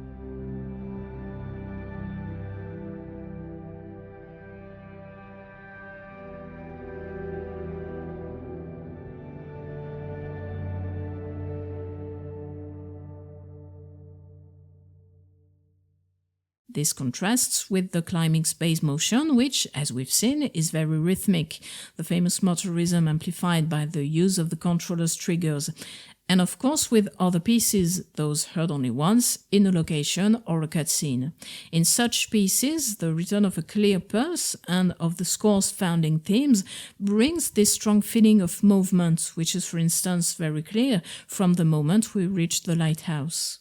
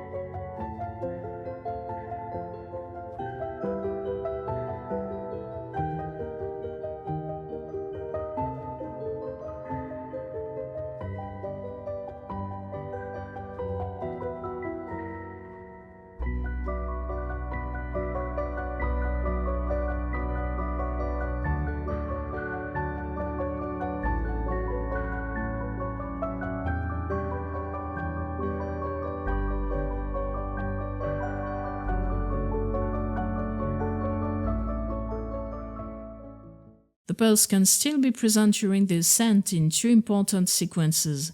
In Chapter 3, a long climbing section is accompanied by dynamic music, in which we are always supported by the pulse, even in its quietest moments, the track 9C+, Kayas, or Pebbles.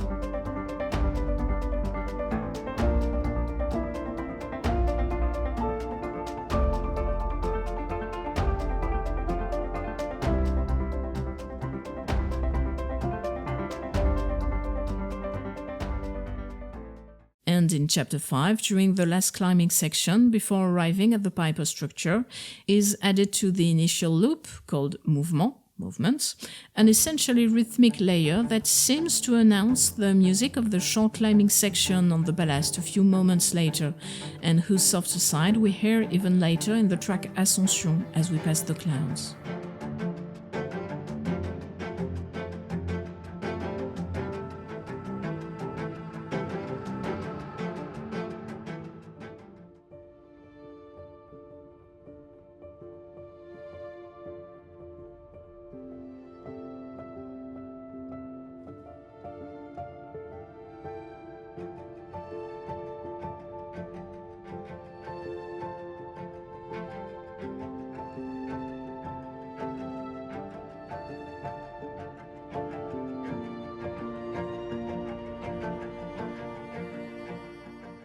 Finally, as I said earlier, the cutscenes are moments when a triple relationship is explored. Sure, we witness the relationship between Jan and Ballast, but this largely predates the beginning of the game. It's very different from the relationship between Trico and the boy in The Last Guardian. And nature is systematically included in the cutscenes, even the shortest one when Jan arrives on the sunny side and Ballast takes refuge in his carrying bag to shelter from the sun. When the two characters activate the Piper structures, both nature and the tower start moving again in a visible and increasingly spectacular way, to which the characters react, sharing their growing enthusiasm and wonder, especially Ballast. In Chapter 4, he is particularly happy to admire the sparks who enable him, with a bit of a head start, to fly, as he is destined to do and will indeed do at the very end. As we'll see in the last part of the video, particularly in relation to Bianca, movement can be twofold, physical and emotional, and this is all the more the case in the cutscenes, where the music must illustrate the multiplicity of movements. For example, if we listen to Ascension again, the calm of nature above the clouds is followed by the discovery of the suffering of the ballasts and of our little companion who is losing consciousness. The cello then becomes a more poignant voice.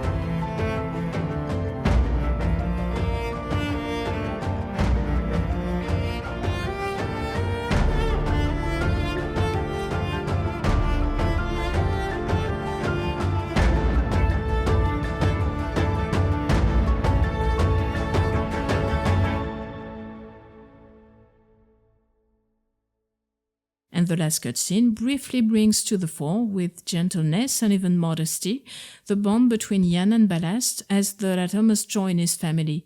The orchestral mass accompanying the collective movement of the ballasts must momentarily fade away to make way for the last contact between the two characters, then a second time when Jan finds herself alone in her discovery of the rain.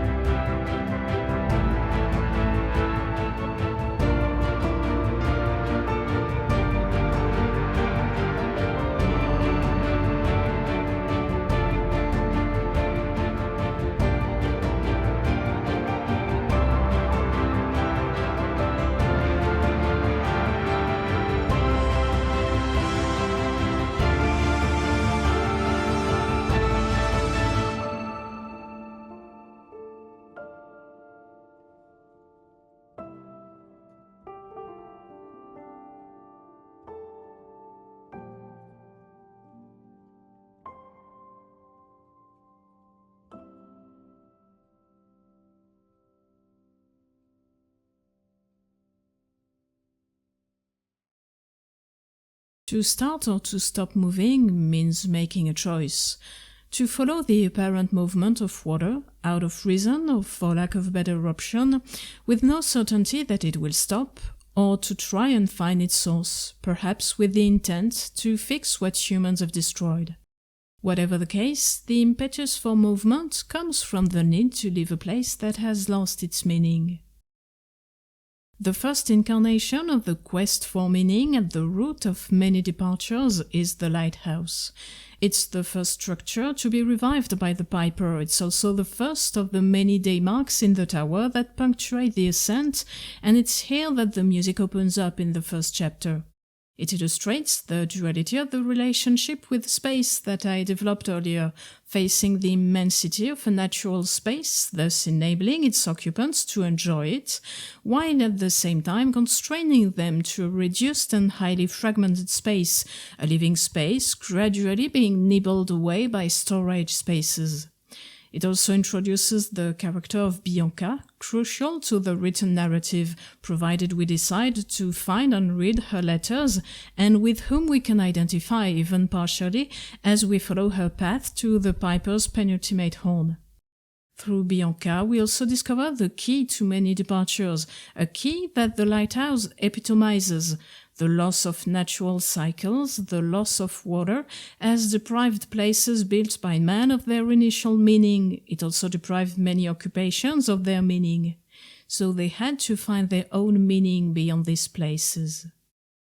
Just like the lighthouse, Bianca's first diary evokes many of the main themes of Jusant: the significance and the weight of family, the lost poetry of the relationship with nature, the fragmentation of relational circles. In this case, Bianca lives far from her friend M and hasn't been able to see her for a long time. The quest for meaning and the question of memory, of remembrance, through the need to leave something behind. In her writings, Bianca likes to use antitheses, almost paradoxes, when describing herself. She is as useful as a boy on dry land, a lighthouse keeper in an oceanless world, too impatient for a stationary world, and already M in one of her letters does the same, a seasonal job when there are no more seasons, showing the inconsistency to be resolved between human and nature. However, her first diary is much more positive. She uses different tenses, but the present dominates, and exclamations joyfully punctuate this letter, like each of her early writings. She's living in the moment, in the movement, something that's fairly new to her. But her certainties are directed more towards what she's living. She knows she has to live, that she has to set herself in motion, without necessarily knowing where this will eventually lead her. She too climbs daymark after daymark. Confiding about her departure, she ultimately reveals only vague ambitions: having incredible adventures, finding a new port to call home, leaving her nest behind, low tides, empty houses, and the questions without answers that even her lighthouse has in store for her. Adventure calls, she concludes her first diary. The alleged existence of ballasts gives direction to her enthusiasm and movement, which does not, however, come without its share of questions, in a chapter 3 that constitutes a double tipping point for her. In the space of a few letters, she channels her need, perhaps a little naive, a little vague, for adventure into a passion for ballasts, and really begins to establish a connection with the tower as a bearer of history, as an ecosystem too, when until then her first writings had been largely focused on herself and her roommates, her small group, only to very quickly face up to the blunter reality of an extended group where not everyone has the same ambitions. Within a seemingly common movement, very different realities confront each other. The first images of the world of Jusant are those of the foreshore, its rusty boats and the animals still there despite the drought. The last scene shows dozens of gigantic creatures flying towards what looks like a planet of water, triggering the return of the rain. The very tangible traces of a human past, of its hard work, of its substance now weakened by corrosion, like a symbol of the short time of humans as opposed to the long time of nature, are succeeded by a dreamlike vision that yet line the walls of the tower we've just climbed. However, the gradation in the representation of nature and living things does not prevent the clash between what's concrete and what's imaginary during the ascent, rather the ascents. Searching for ballasts means believing in the existence of water in the sky. It also means escaping a down-to-earth, tedious reality. It's an opposition that follows us from beginning to end. The exploration opens with very concrete, material concerns, salvaging objects and selling them to earn a few coins, or changing a path that could bring more customers, delivering mail, which wasn't necessarily what we'd hoped for, farming the land, selling ropes, or simply tinkering. We do, however, discover other supposedly imaginary things, like sculpting a ballast flying in the clouds. This contrasts with the past depicted as easy, a kind of golden age around a nourishing sea, what could be likened to a religion with altars and what looks like places for offerings in front of the frescoes.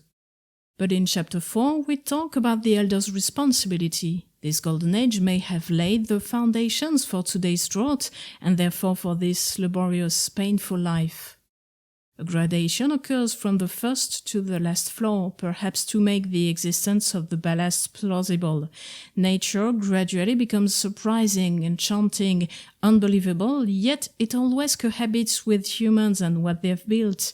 Even at the top, above the clouds, we can see the tower intact, with no trace of human passage, but the last structure is there to call the animals.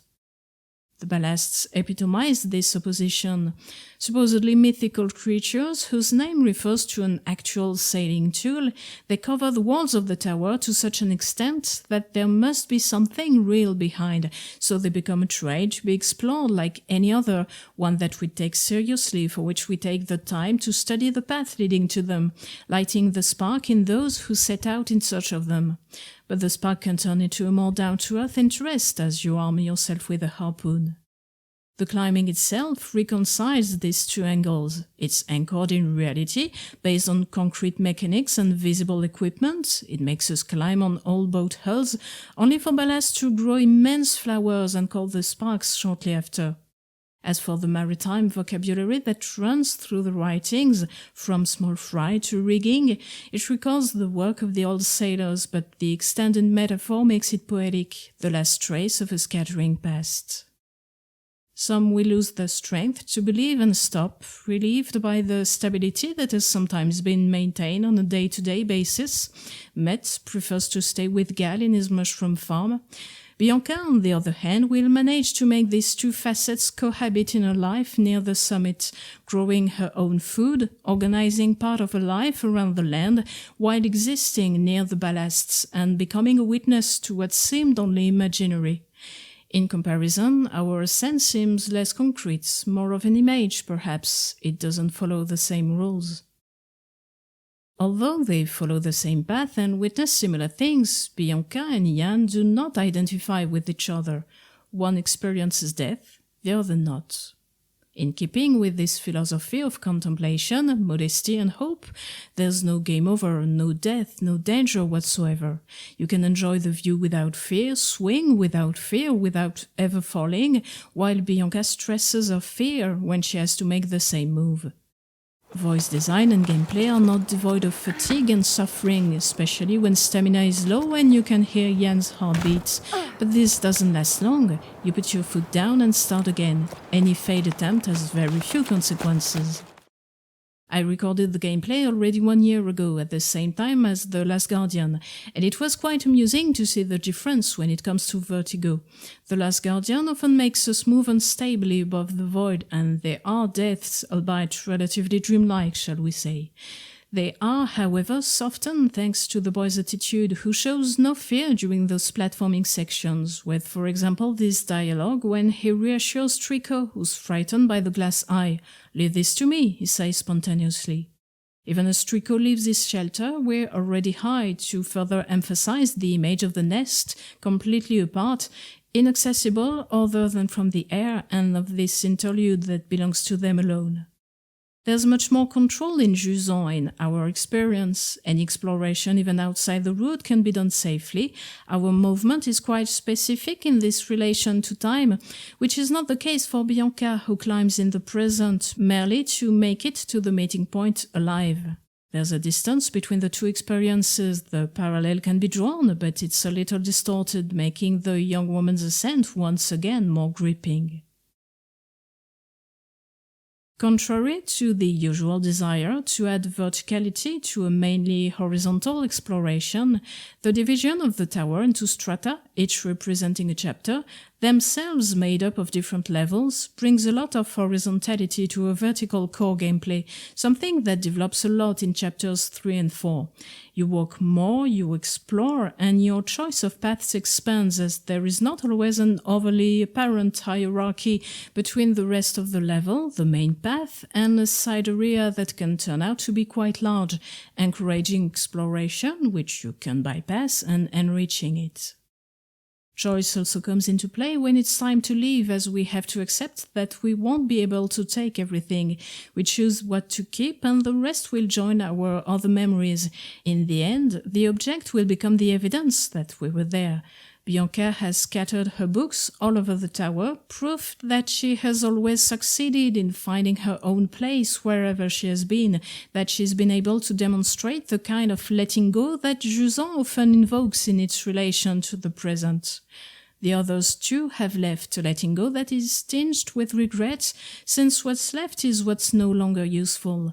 What's the point of barrels when there's no more water? What's the point of ropes and harnesses when you have to walk? This choice can become ours in the end. We can not find the collectibles or choose not to find them. It's a point I've often heard when rereading or re-listening to various reviews of the game, as there were reservations about the writings. You have the choice. You can ignore them, pick them up without reading them, or even read them partially outside the game, in the menu, which is what I did, for example. While it's common not to find all the collectibles, they're only tied to exploration, not to skill, here these collectibles are stories, accounts more or less direct, more or less weighty, writings that were often left there deliberately, always this trace that you leave for someone else. The weight of the memory is greater than usual. We can therefore choose to follow Bianca or not. She can become an odd fellow traveler, yet even without her diaries we'll be able to feel the emotions she may have experienced, as to each chapter correspond several emotions. We've already talked a little about this in the movement and sound section. Emotions conveyed through music and environmental storytelling, but which also arise from our relation to the world. Since we're following Bianca's expedition, we can read about her emotional journey related to her discovery of the tower and her relationship with the different groups in which she evolves. The first with Met and Sol, and the second with Becca, Arlo, and the other climbers, more distant than the initial core.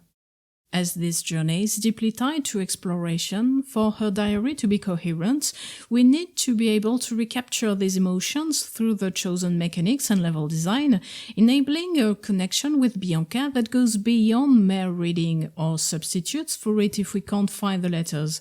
The climb itself, the physical climb, must tell a story and connect us to the past of the tower's inhabitants. The first two chapters form a whole, the opening chapter being fairly short anyway and not calling for much contrast with the next. Bianca's diaries are only introduced at the end of the first chapter, and the next letters are dedicated to Sol and Met's first interactions at low tide. The color palette is familiar but deepens with blue and touches of yellow on the stone and the growing flowers that brings fluidity to the climb. The first strong connection with the ecosystem after a chapter 1 focus on humans through their letters and spaces. Areas get larger and we explore a little more. Horizontality develops, just like the climbing sections lengthen, but the relation with the elements remain peaceful. Chapter 3 is important. We've seen that Bianca experiences two tipping points in relation to the ballasts. She enthusiastically starts believing in their existence, only to realize sometime later that hunters populate the ranks of this new group, leaving her full of questions. The heat becomes overwhelming and you have to act quickly or the little flower buds will dry up and disappear. And while the pendulum mechanics appears from the first chapter, as I replayed the whole game I felt it was particularly well suited to chapter 3 when you start using it more and more. It's a letting go mechanics, and on the side of the mountain most exposed to the sun and clearly devoted to farming, the water's disappearance must have been particularly difficult to live with, so this same letting go had to be shown, metaphorically with regard to nature, and for Bianca with regard to her fellow climbers. It's a chapter that develops horizontality and verticality even more than the previous one. The introduction of relays, restoring rope length and stamina, makes it possible to lengthen the climbing sections during which the relation to time changes due to the heat. Stamina depletes faster, which may involve taking more breaks in order to restore it, but on the other hand, the flowers dry out, compelling us to climb some sections quickly. Tension sets in the hitherto rather linear climbing, just as tension sets in on Bianca, but she opens up to the history of the tower, rediscovers it, and the horizontal sections of exploration develop for us too. Chapter 4 contrasts with the previous chapter, as I've already mentioned in the section on sound. We find ourselves sheltered from the sun's rays, sheltered from the group for Bianca, who rediscovers her climbing core with Sol and Met, and takes advantage of Gal's farm to find meaning in this difficult climb. At the same time, I've frequently mentioned the idea of spectacle of nature, and this vision is coupled in terms of emotions with disbelief, particularly in the large reservoir. There's a break with what was the level design so far, where horizontality consisted of walking to explore increasingly vast areas. Here you have to move from platform to platform above the void in order to cross the completely dried up reservoir, our eyes drawn to the sparkle shrooms garlands and the lights that have been left behind on the platforms, held in almost miraculous balance even though there's no actual danger. Even high up, we're confronted with vertical corridors that could prove never-ending if flowers weren't there to make the climb easier, and the camera sometimes has fun reminding us of where we were not that long ago. Even without finding the poignant diary entry in which Bianca recalls Becca's death and the current need to rope up, the group has to strengthen, we understand that Chapter 5 opens with solemnity beyond the mere presence of the wind. The two previous chapters expanded horizontally, encouraged us to explore, which is no longer really the case in this one, where the sections inside the cliff are quite short and the few living quarters even more distant than before. We refocus on the wall, feel glued to it, stay there at the mercy of the wind, hanging from the windmill's sails. We have to take risks, let ourselves be carried away by the wind and fully engage in the movement, commit to it when the time comes to move from one wing to the other, like a reminiscence through our own movement of the need for Bianca's rope team to gather, glued to the wall until the moment when we have to let go, carried away by the howling winds. After that, a certain purity emanates from the last chapter. Nothing seems to disturb the wall as we bring to light, so to speak, its familiar shapes.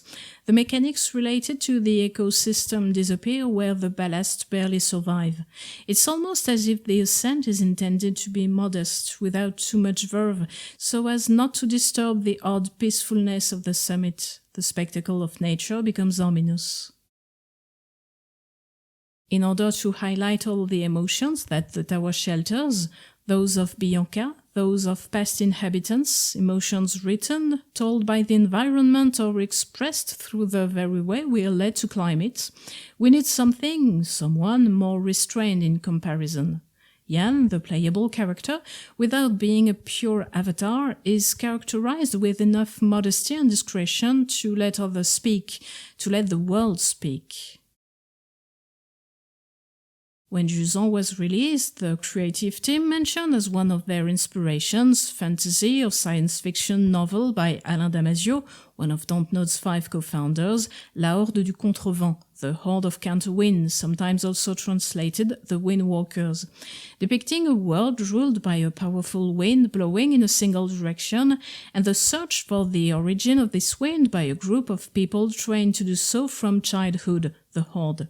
While this inspiration is understandable, visible and readable, you can't miss it in Chapter 5, but other references can be spotted or felt long before that, I feel a fundamental difference between the two works. The playable character's relation to her own quest, one of the elements of her characterization, and her connection with nature, constantly shown with humility and kindness.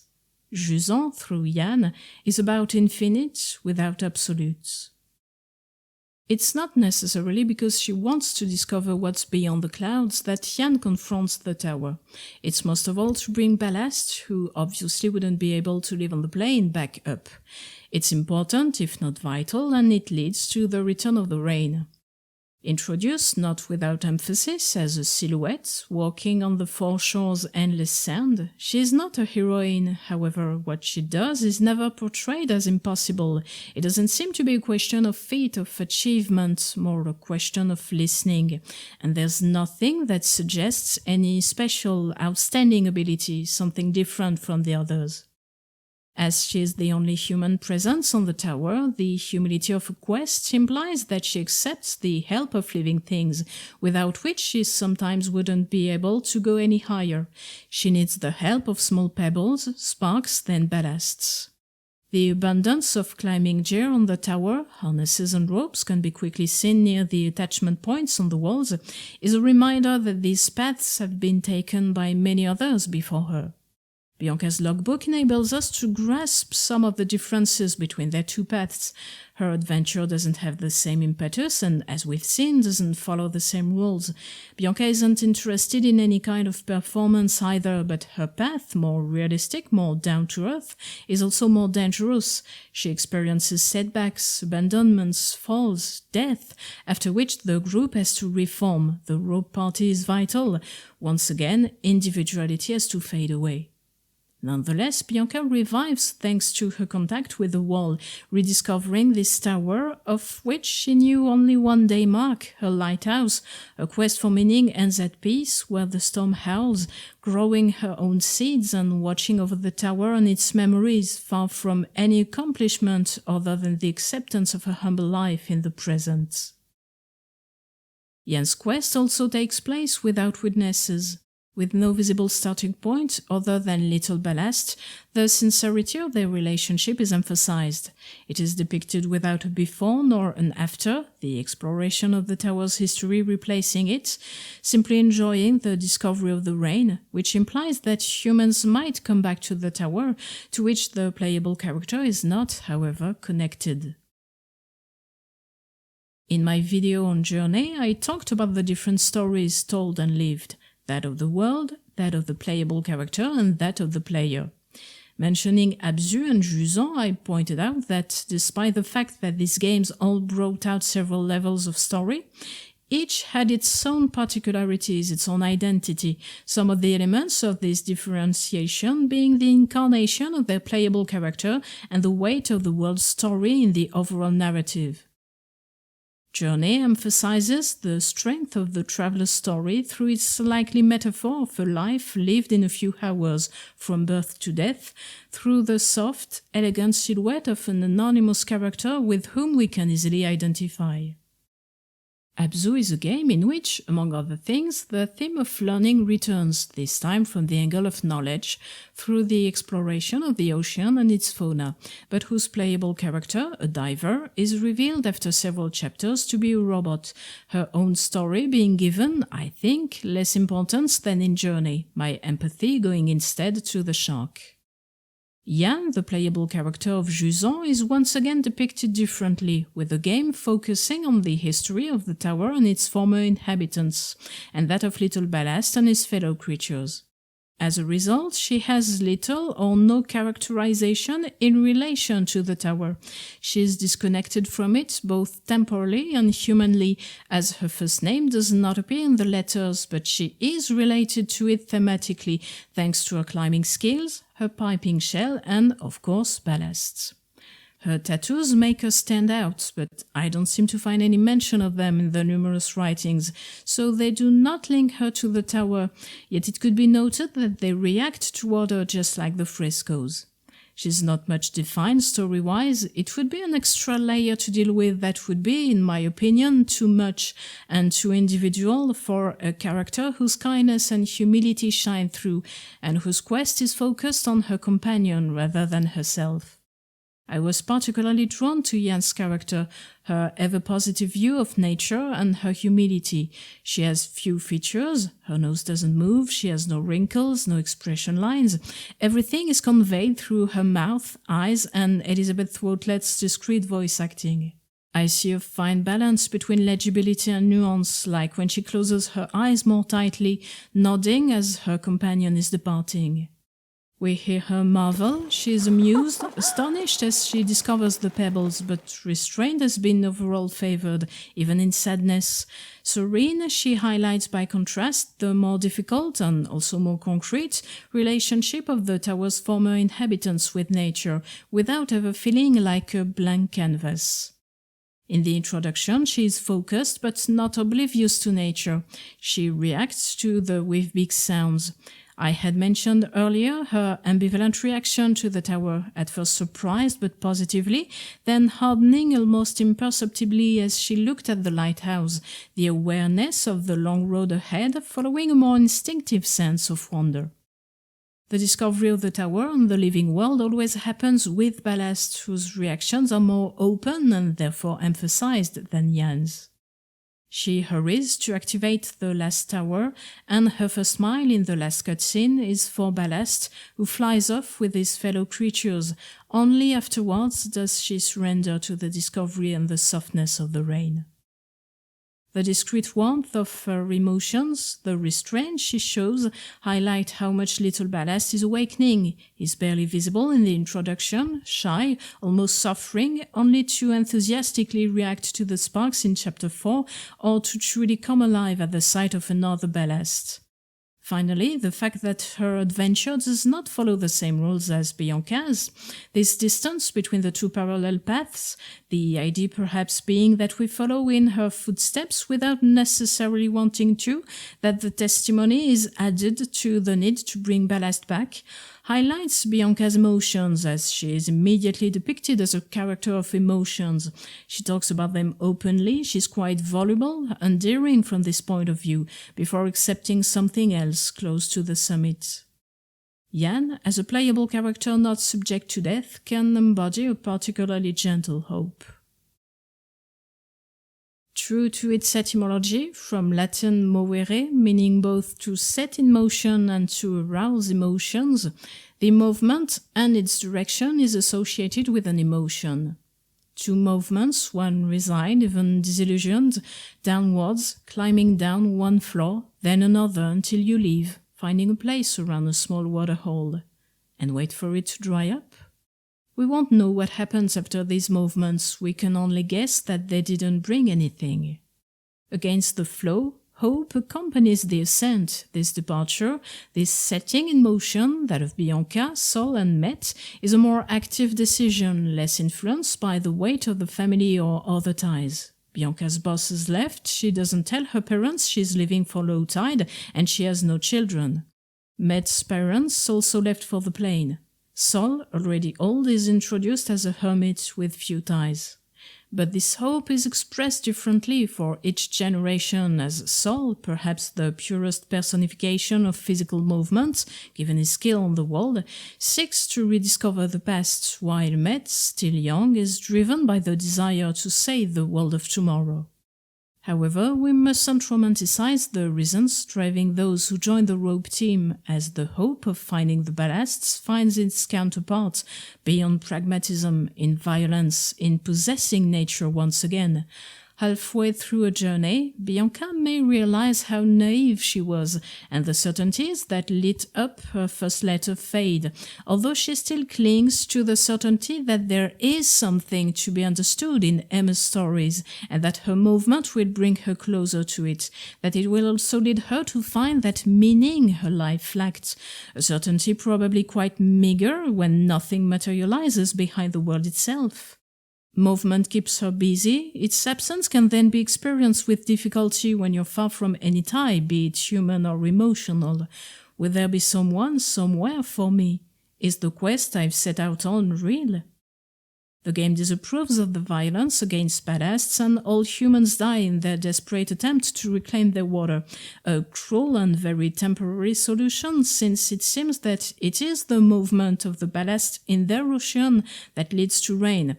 Well, that's how I understood it, at least.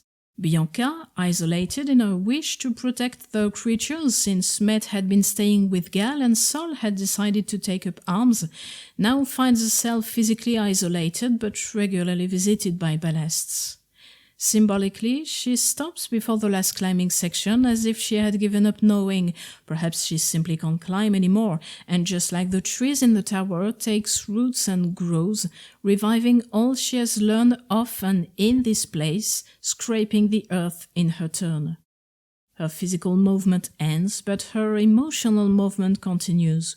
We may remember Heather's grandfather confiding that he would live happily with the memory of his loved ones, even far from them by history.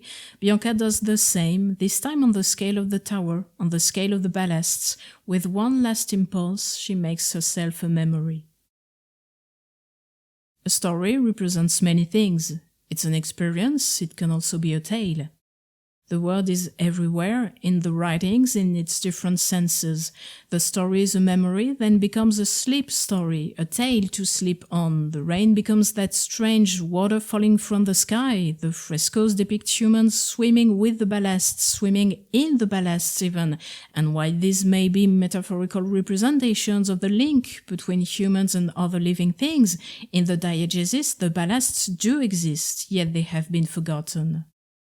The illusory, the imaginary, the tale of one is nonetheless someone else's actual life, their past or their parents, turned into a painting, a poem with no further foundation, denying it in a way. To live is to accept that the past too is made of sand and that it slips through our fingers, which is why Bianca and the others keep a connection with substance, wood, stone or fabric, right to the end. To live is to accept the aridity of a world without water, where the poetry of all living things is only experienced through stories.